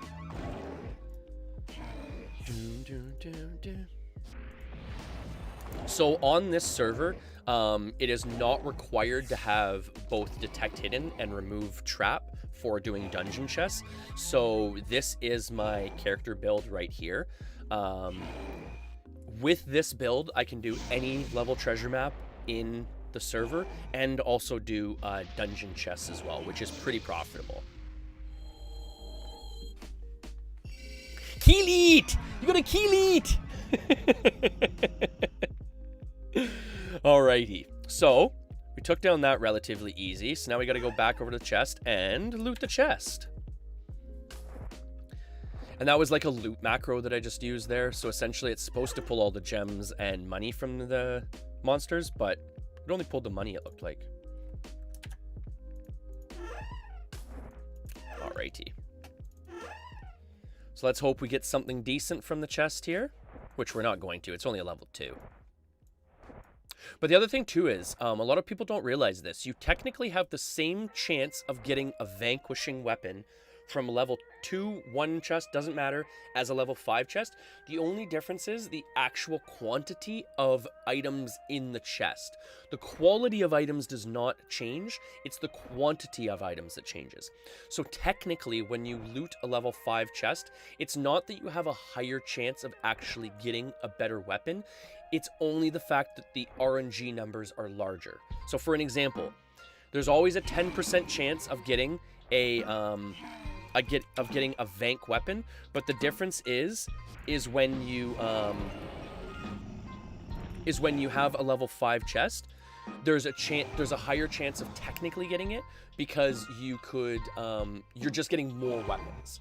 So you're getting a 10% chance on say 15 weapons instead of a 10% chance on 3 weapons, right? It's not necessarily that the actual numbers increase to get the vank weapon, but they increase only because you're getting more volume. So just something to consider. So if you're looking for magic weapons, it's worth it to loot every chest and every weapon from any chest and just sort through them afterwards.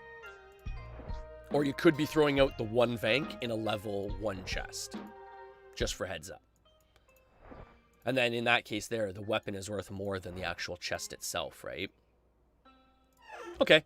Oh, and another big tip too is, if you're going to make a treasure hunter, start a character with lumberjacking, which gets you a newbie hatchet.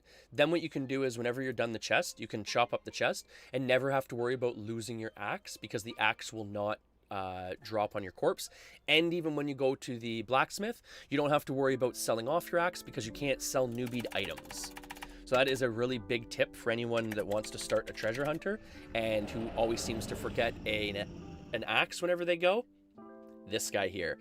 It was the one time where essentially it happened where I didn't get an axe in the chest, and I was like, oh great, now I don't have an axe.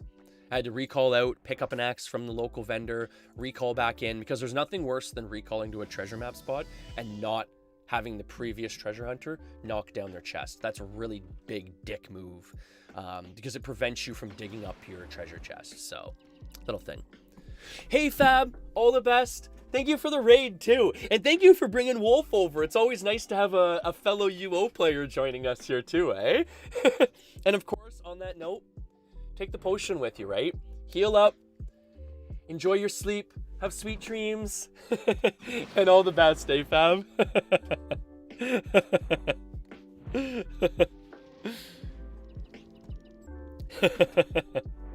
And have a lovely night. And hopefully it's a good wake up tomorrow morning. There's nothing worse than like waking up and just being off from the day. Like, ugh, that's the worst. I hate that. Like just a rough start to the day. Ugh. I have to admit, that doesn't happen too often with me. I'm pretty upbeat most of the time. If you couldn't tell.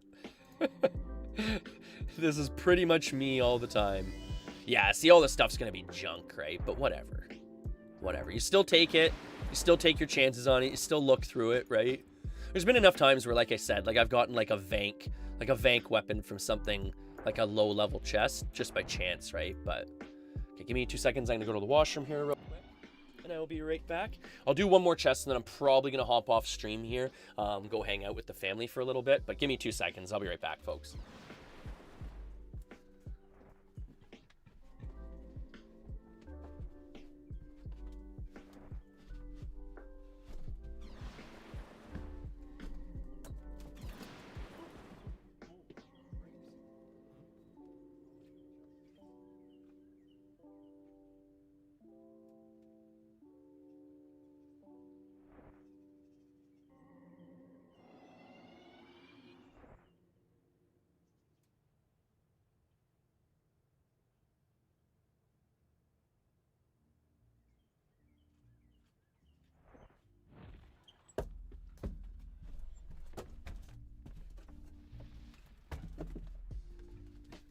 Oh, what a crummy day out. Oh. Oh, excuse me. Oh. Oh, man. Yeah, it's I'm glad we got in all the outdoor time we got yesterday, because man, oh man, it is super like wet and crummy out there today. We were pretty much outside almost the whole day yesterday, but today, I don't think that's gonna happen. Okay, so we'll do one more treasure map here, and like I said, I should probably head off for a little bit. Go let the family know I'm still kicking and alive. They're waiting for me patiently inside. All right, so what map do we have here? And also too, old schoolers will realize this is like the new school way of doing treasure maps. Back in the day, you had to like actually like look for the treasure spot with coordinates and everything like that. Nowadays, there's a system in place where essentially there's a pin on each map, and you can just recall to that pin, which I mean it's a little easy and convenient, but I mean, hey, let's be honest. I think most people are looking for a little bit of ease and convenience in games nowadays. All right, so we're gonna go to spot 87. Like I was saying before, I always like to recall in hidden, just in case there's previous spawn from the previous treasure mapper.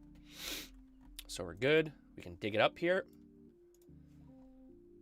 I like to summon a demon right off the start, just to kill the spawn off at the start.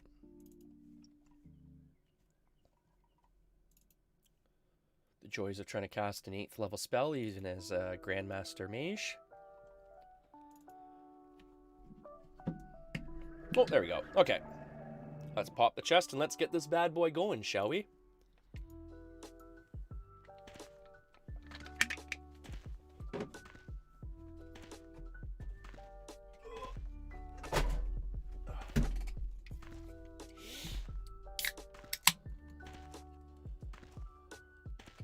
All right, let's see what we pop here.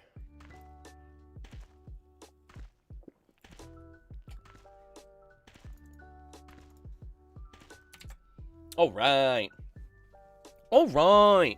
All right.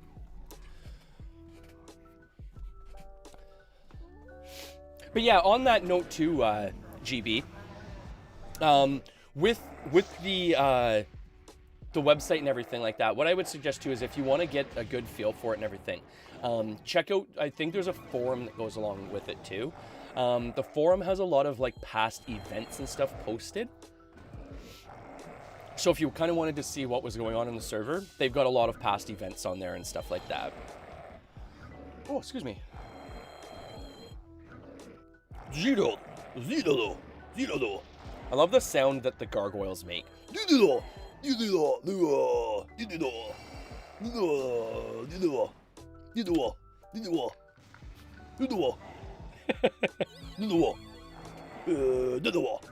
So what server did you used to play on, GB?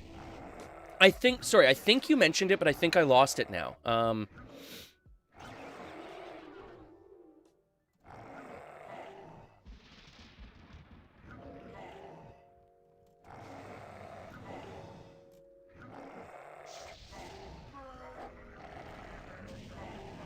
Oh, maybe not.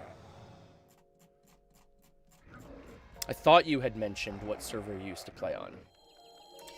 Because I used to play on both Drekken Fells myself, and I used to play. Well, I started on Drekken Fells, and then slowly over time, my buddy and I started watching like old school like player videos of a guy called Adam Ant, a damn ant, and he was a role-playing PKer.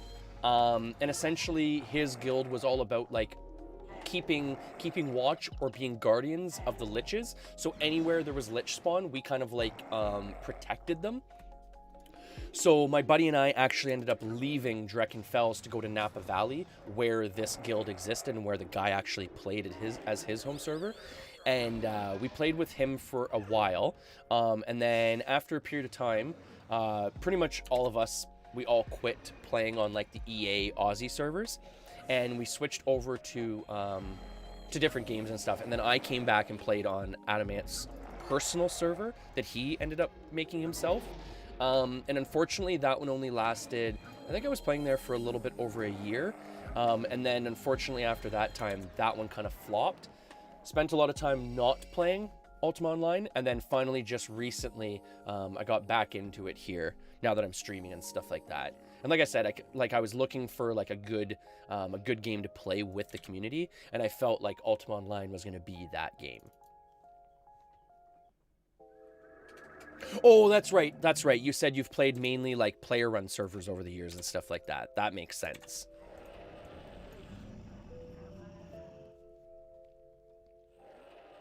So with those, like with most of the servers you played on, was it mainly like custom content that you were playing, or was it more of like a period piece like this server here? Because I know most people that are playing are usually playing on like more of the custom based servers with like a lot of custom content. Like I know that's what like UO Outlands is all about. Like UO Outlands is essentially like UO but like completely revamped. It's even a different map. Even you don't even play in like Britannia anymore. You play in I forget what it's called, but they've got like their own map set up and everything like that. It's a smaller map to kind of like concentrate the people because of like UO is essentially based around like the average player base being 5,000 plus, right? Where the average player base for most servers is probably closer to 1,000 people now. So UO Outlands took it upon themselves to recreate a new map to kind of, you know, to better represent the player base that's playing around it now, to concentrate people. But I've heard in a lot of cases people don't like that because you're almost playing on top of someone the whole time, right? Like you're sharing spawn every time you go out. There's no way you're going to find like your own place to just hunt by yourself, it sounds like.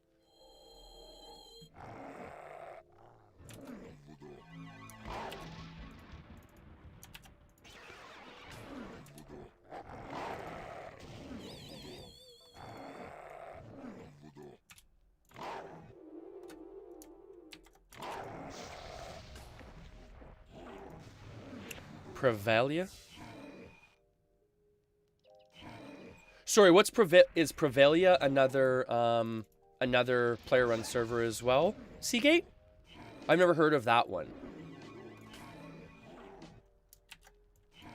Because like I said, I used to always play on both Angel Island and then Drekken Fells and Napa Valley for like actual Aussie servers. But it was always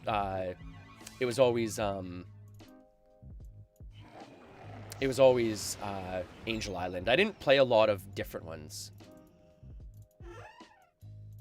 like play them. Before I started on like Renaissance here, I went around and kind of like tried a bunch of different servers. But UO Renaissance just kind of like, I don't know, it just spoke to me. The nostalgia of it, the feel of it, like I've said, the community base around it, all of it just made sense for what I was looking for.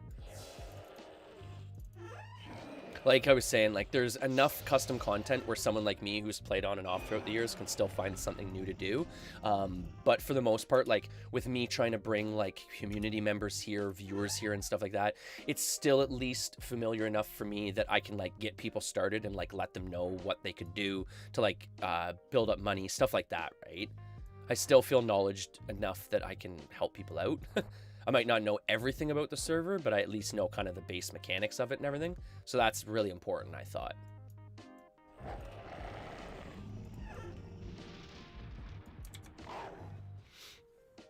Oh, okay, the name of the city, capital city in Outlands. Oh, okay, Prevalia is like the world, I guess, in Outlands. Oh, okay, thank you very much, Seagate. I didn't know that. Like, I mean, like I said, I played like a few hours there and stuff like that just to kind of get a feel for the lands. I mean, for the most part, like most of them have a pretty good description before you join a server on like kind of what the server has to offer and everything like that.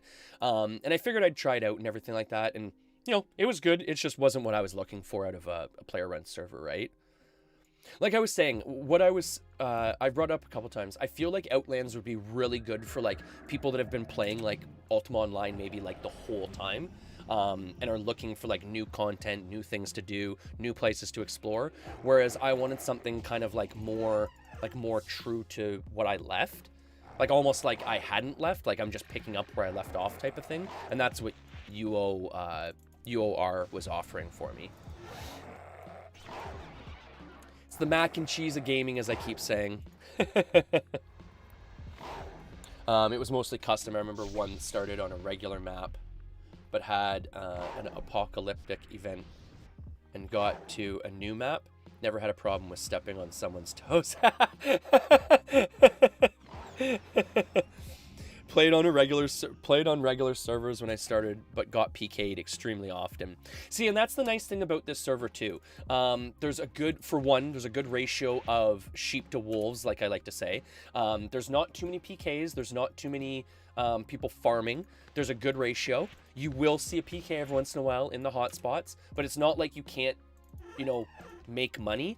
The other thing too is the PKs aren't like elitist, like asshole PKs. I've played on some servers where it's literally like, it's almost like they're trying to drive people off the servers by like, you know, dry looting you, res killing your pets, gating your pets away, essentially just taking you off the field so you can't keep playing, which I've never understood that mentality of gaming. But for some people, I guess griefing is fun. But this server isn't really like that. It's got wolves, and the wolves have sharp teeth, but they realize that they need food to snack on, so they're not going to ruin your fun, because they realize that if they ruin your fun, then they're not going to have fun. And I guess that's one of the benefits of playing a game where the average player base is above 30, right? But in all seriousness, no, it's got a really good player base to do virtually anything. If you want to PvP, you'll find fights. If you don't want to PvP, you could probably avoid fights. You know, there's custom content. There's a lot of regular content. I just really like it here.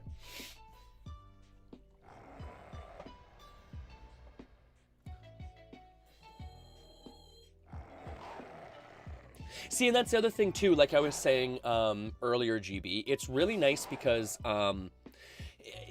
it's one of those servers where, yeah, you know, right now there's the small role-playing communities and stuff like that, but the community base is mature enough where, for an example, if you're running through town and you are role-playing, someone will generally at least play along with you enough that they're not going to be like, you know, like, oh, lead this, you know what I mean? So it's nice that way too, right? So if you want to play a role-playing character, you can do that. And I know that when Angel Island closed down, this was a big server that people started coming to. And I know it had a very big roleplay community when it first started up. There was pirate guilds, there was orc guilds, the works, right? Right, so we're all done that map there. Oh, I always like dropping them in town. You always got to drop them in town to show off that you're doing maps, right? All right, so did we chop up the chest? No. So we got to chop up the chest here. Don't be a dick. Oh, and big tip too. If someone's noticing, I'm not milking these chests. I don't feel it's worth it to milk like a level 2 chest. I don't usually milk chests unless they're level 4 and above.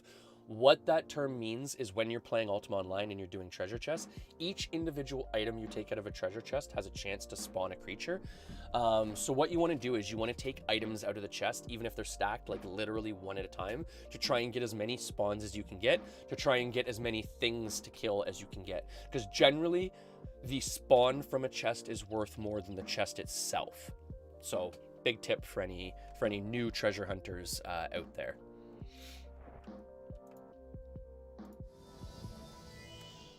Yeah, it's quite possible that Angel Island was a big thing. Because put it this way, if you were a role player, you probably heard about Angel Island. Because Angel Island was built around role-playing. It was called Angel Island because instead of having the red system the way it is, where essentially you just macro off time, there was actually a jail system for murderers. So, like, you would be sent to jail. Once you learn the system, there was a way to like escape from jail, that you had to like build up a certain amount of like people to do it and stuff like that and do it a certain way. But it would essentially like knock off like murder time. So the server was based around role playing, right?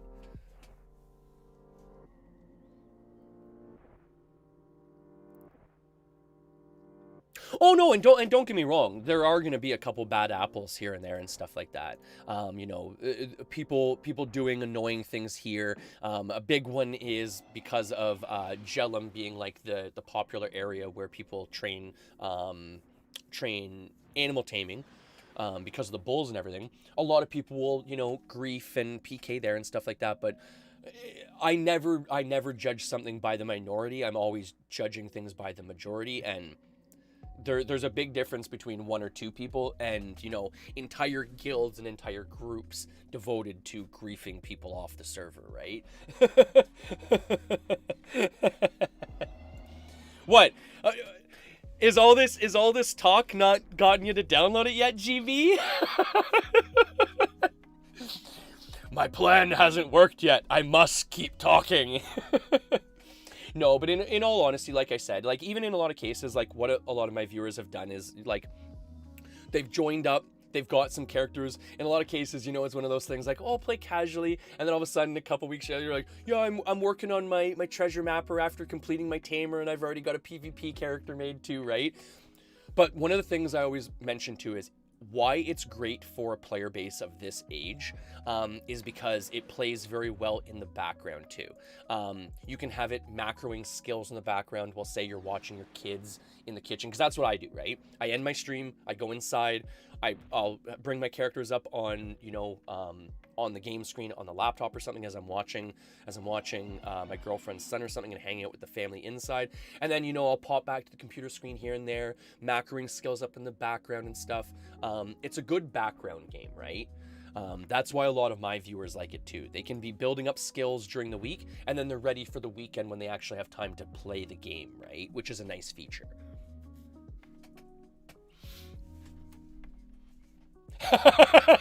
Yeah, I know that. You know that one, eh? That's a tricky one. That's a trick I play all the time, because even I used to be in sales, right? And that was the thing, right? You get someone to enjoy the ride, right? Get someone to immerse themselves in the content, the ride, the experience, right?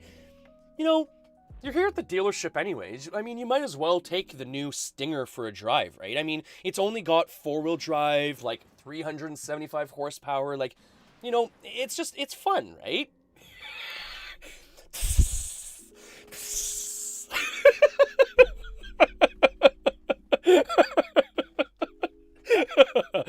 Excellent.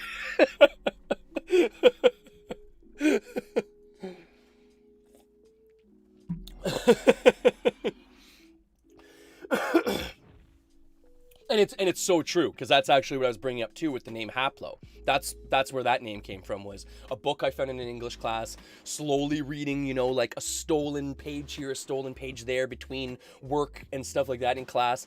And then it just gets to the point where you've immersed yourself. You're obligated to finish the story, to finish the event, right?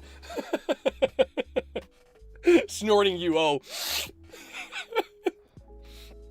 Hey, it feels like crack at times, right? Once you start getting back into it. Well, look at me here talking about it, and here I am running 2 tamers at the same time, right? My whole guild was making fun of me. They're like, dude, what's with the second tamer? And I started laughing, and I was like, well, I like peacemaking on like Erwin for its purposes, but I realized the shortcomings of peacemaking on a tamer, which is on this server very vast. Like, there's a huge difference between peacemaking and provo. So I didn't want to essentially like kind of like limit myself with that.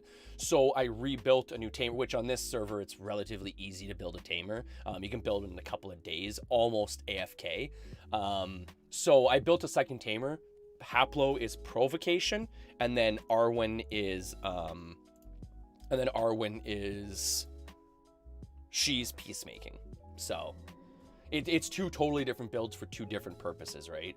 I'm pretty much at the point where I use Erwin to like tame the creatures, and almost as like a bank sitting character, like kind of like an advocate for like the guild for like Healzonu.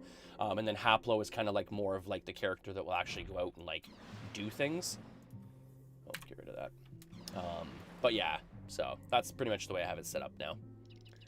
And that was my thing too, like, and it's funny too, because even I get a lot of people in here that say, like, you know, in a lot of cases, their kids just like walking around with their pets, like with the dragons following them around. And that was always my thing too. I had a lot of viewers join up, and because they were like old school players playing when they were kids and stuff, no one had the patience for a tamer back in those days.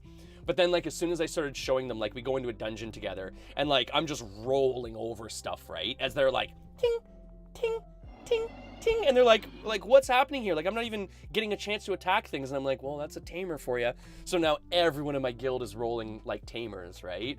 Especially now that they have like my brain to pick, like, okay, well, I'm at this skill level. What should I do? How can I progress here? It's so much easier when you have, like, you know, a wiki of information to like pull from, right?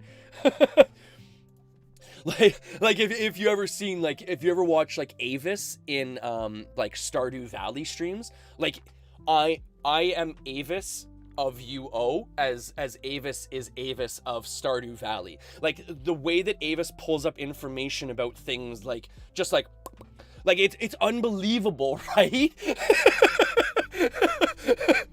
Like, seriously, like, I'm so like far behind in my Stardew Valley play and stuff like that. But I've even said before, like, I'm only as far as I am because Avis started jumping into my streams.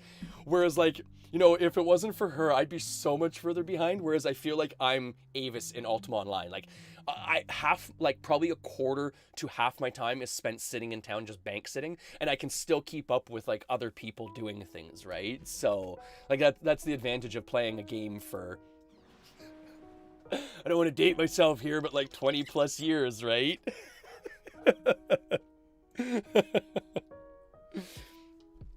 And you know what's funny? That's probably one of my worst things, is like remembering to like water my plants. I'm horrible. Any person that watches me play Stardew knows that I'm horrible for passing out outside of town. Like, I have passed out so many times it can't be counted. I've passed out inside my house. I've passed out on my porch. I've passed out in the dungeon and lost 980 wood when I first started the game. I passed out in the dungeon before I even had the Adventurers Guild open to re-get a new sword after the monsters stole my sword from passing out in the dungeon. That's how bad I am at Stardew. People were like, what even can you even do that? Because I was like, I don't have a sword and I can't get my sword. And they're like, well, just go to the Adventurers Guild and get a new sword. And I'm like, I don't have the Adventurers Guild open. And they're like, is that even possible to have that stuff happen? Yep. It is possible.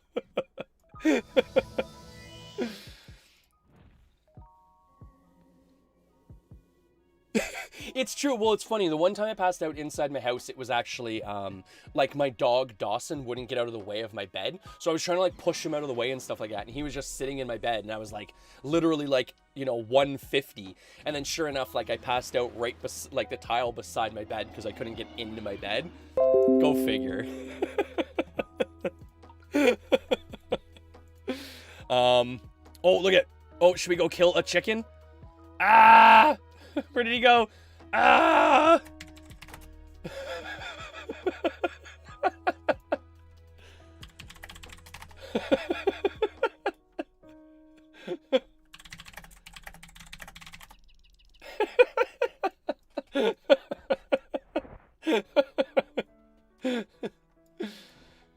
So that's one of my favorite things too, is I just love interacting with the people on the server and stuff like that. Like, and I give away so much money on this, like on this game and stuff like that. Like, and that's the other thing too. Like if you just want to like start joining in and just play it, you don't want to do all the farming and stuff like that, I'll give you like money to start up. We've got like extra houses in the guild.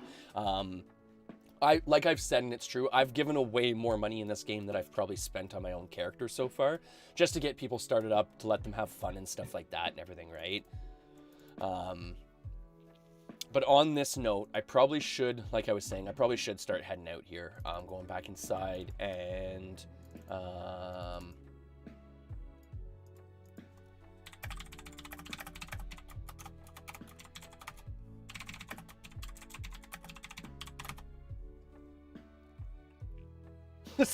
what was that? I can't even type steal away.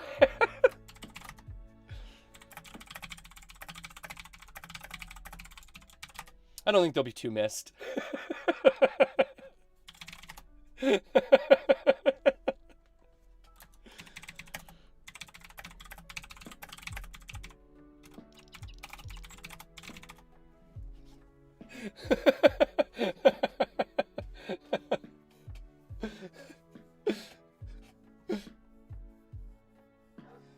Oh, apparently, okay, apparently I'm not coming out right away. I'm not turning off yet. My legend precedes me.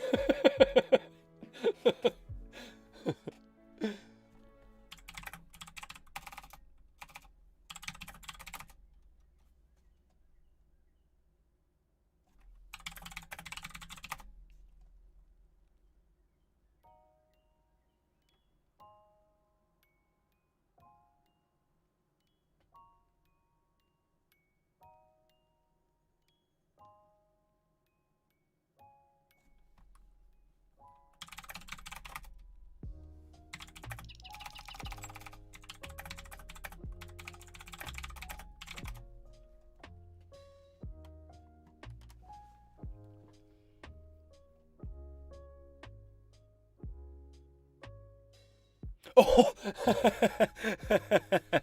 well, you meet some weird people as well. Had a scholar that had special, and you know what's funny too? You're talking about Stardew, right?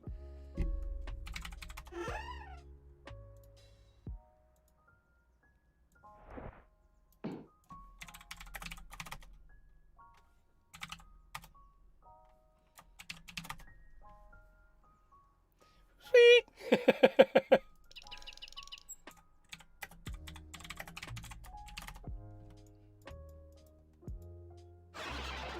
Okay, so we gotta go mark this ruin here. Where do we put that ruin?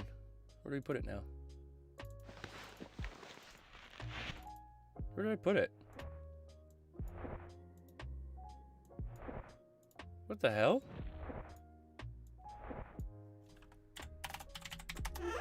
Oh, I put it in my bank. I do that all the time. I do that all the time.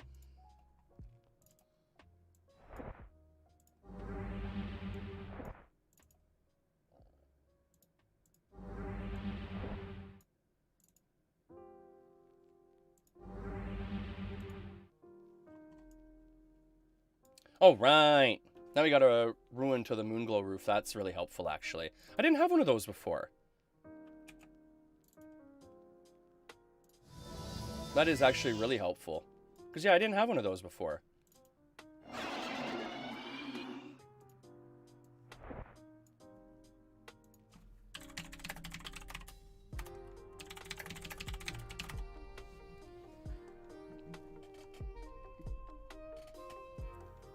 Never cast a teleport that fast. No, I don't think so, no. No, because I know this chicken person. Like, I don't know them, but like a lot of people know me because I do stream the for the server and stuff like that. And also too because I do like a lot of like events and stuff, like little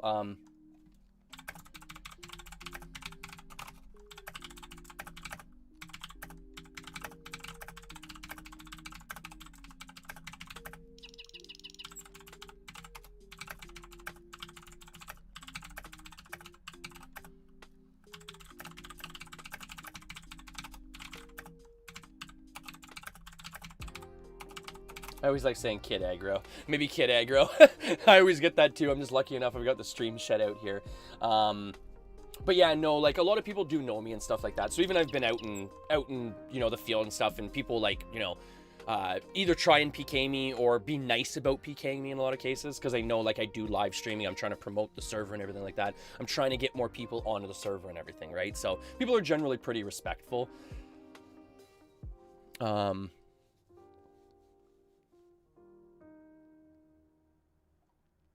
Oh, no worry, Pablito. No worries.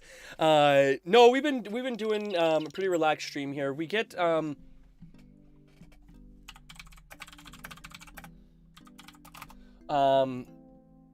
was I? Lots of lurking and stuff like that here and stuff like that. And that's one thing I always appreciate lurkers as well.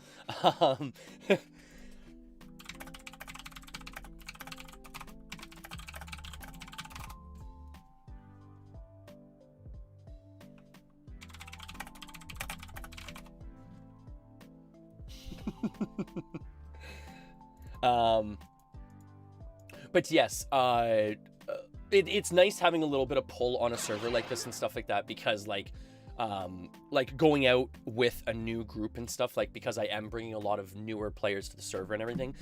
It's nice that if we're out there like in a situation like that, like we got a bank thief that's stealing from one of the guild members and stuff like that. A lot of people know that SI is a newer guild. So a lot of people will either like, they'll have their fun, they'll steal from us, they'll kill us and whatnot. But in a lot of cases they'll either give stuff back or at least help us try and like get out of the situation to, again, get back into the gameplay, right? If there's not people hunting out in the wild, there's no one for PKs to hunt. So it's the sheep and wolf balance, right? And it looks like Mr. Pablito, in a lot of cases I have people come up to me and like want to talk to me. Like, even it was funny the other day, I wish I had it happen on stream, but someone came up to me and apparently was paid to bring me a Valentine's card and even like read out like a little like poem that someone had like written for me.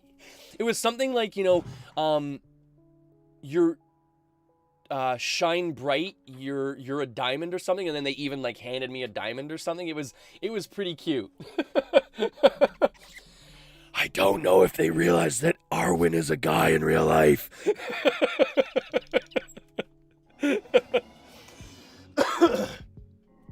Yeah, it's funny and stuff like that. But on these notes, I should probably head off. Like I said, I should probably go back inside and hang out with my family for a little bit. Let them know that I'm still alive and everything. I'm gonna do some hardcore bank sitting here on my characters, of course. Like, who doesn't like a good hardcore bank sit, right? Switch up my outfit here. Because like I said, I wear the leather gloves in town to protect my hands. I don't want my investment of my lock-picking hands getting ruined in town. So I put my gloves on when I'm in town, but when I'm out of town, I gotta make sure I take my gloves off, because you wouldn't have the finger dexterity you would need to be able to pick locks with the gloves on. So that's a little bit of roleplay action there for you. Oh, excuse me. Mainly the only things I really look for when I'm looting chests is I'm mainly looking for leather armor, or like weapons I'm actually going to use. Katanas, Chris's, spears, that's about it. I'm not really a big warrior person, so I don't have a lot of warrior characters built. So that's that. I'm a tamer. I'm a tamer through and through. That's why I have 2 tamers built. Yeah, you know it. Hardcore familying, right? And actually, I was joking about that the other, just a little while ago too, with like tiring out my girlfriend's little guy and stuff like that. It's not too often that a 30-plus-year-old can tire out a 3-year-old. But if you couldn't tell from being in stream for a little bit, pretty energetic here, folks. So by all means, follow, like, share if you want to be part of the Heels crew. If you want to see the entertainment and the excitement and the energy all the time. If you don't like coffee, but you need an energy shot in the morning, come here, right? All right. Yeah, like I always joke, or not really joke, but it's serious. You make more money from the spawn, from the chests and stuff, and selling the items than you do the actual chests themselves half the times. But whatever. Oh, I certainly will, everyone. It's going to be lots of fun.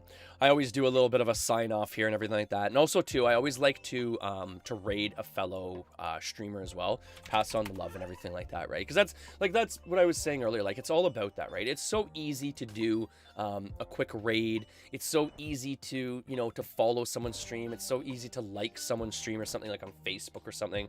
So, like, spread the love, right? Spread the love. So, on that note, we're going to take out our healing potion again, as always. I want to thank everyone for following, for liking, for viewing today. Fabinator, thank you so much for the raid. Like, that was super, super awesome to get a raid. And to bring me a great viewer like GB Wolf, who sounds like they might be joining up to UO shortly. Also, too, thank you so much.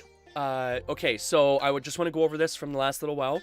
Okay, so we had, thank you again, Little Bo Peach for the follow, Mr. Pablito for the follow, thank you, Dak Attack for the follow, thank you so much, much love, Gucci Gouda, Lamester99, Fabinator for the raid, we've got GB Wolf, who is now following and is part of the Healzonu, and part of the Spiritually Initiated, and Cheps.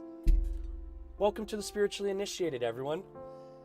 Make sure you stay healed up throughout the day. Make sure you stay healed up in life too, right? That's the main thing here. We're gonna be doing a raid here. So, I mean, if you guys have someone you guys like to raid, if you guys have a streamer you guys have in mind, by all means, shout these things out to me, right? I'm here for you guys. I always say, and it's true, I could be doing this by myself, sitting inside with my family and stuff like that. I'm here to help people out, to be entertaining, right? To be here for the community. So if you guys have a streamer you like to watch, shout it out, kind of thing, right?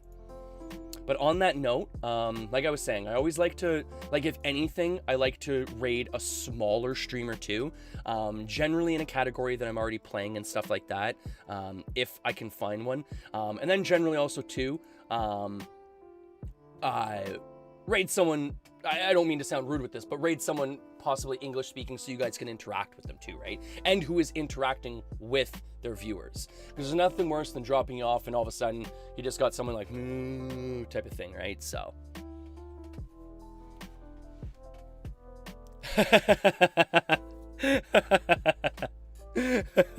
Oh, well, thank you so much again, Mr. Pablito. I really appreciate that. Like I say, you could watch, Ninja play games. You can watch the A+, gamers out there and stuff like that. But in my opinion, a lot of them are not very entertaining to watch. So you come here for entertainment, right?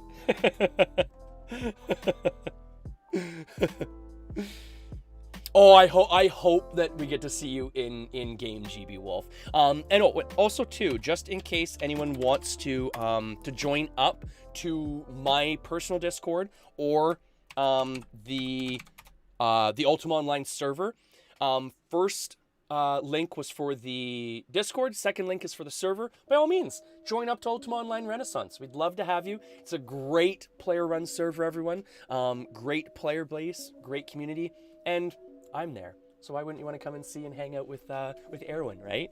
But on that note, we're going to drop you off into another streamer's stream. We're going to get things going here, and have yourselves a great day, everyone. All the best and enjoy. Just going to pull up another stream here, make sure that we can... Are they going to be interactive? Yeah, sure.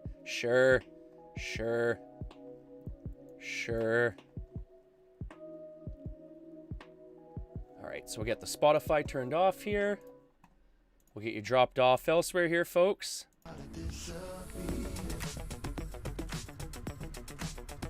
And again, everyone, have yourselves a great day. Much love, everyone. Yes, Treasure Box. This is custom as well. But instead of it being in like the T2A era, instead of being in the T, holy smokes, heels on you. Thank you so much for that follow.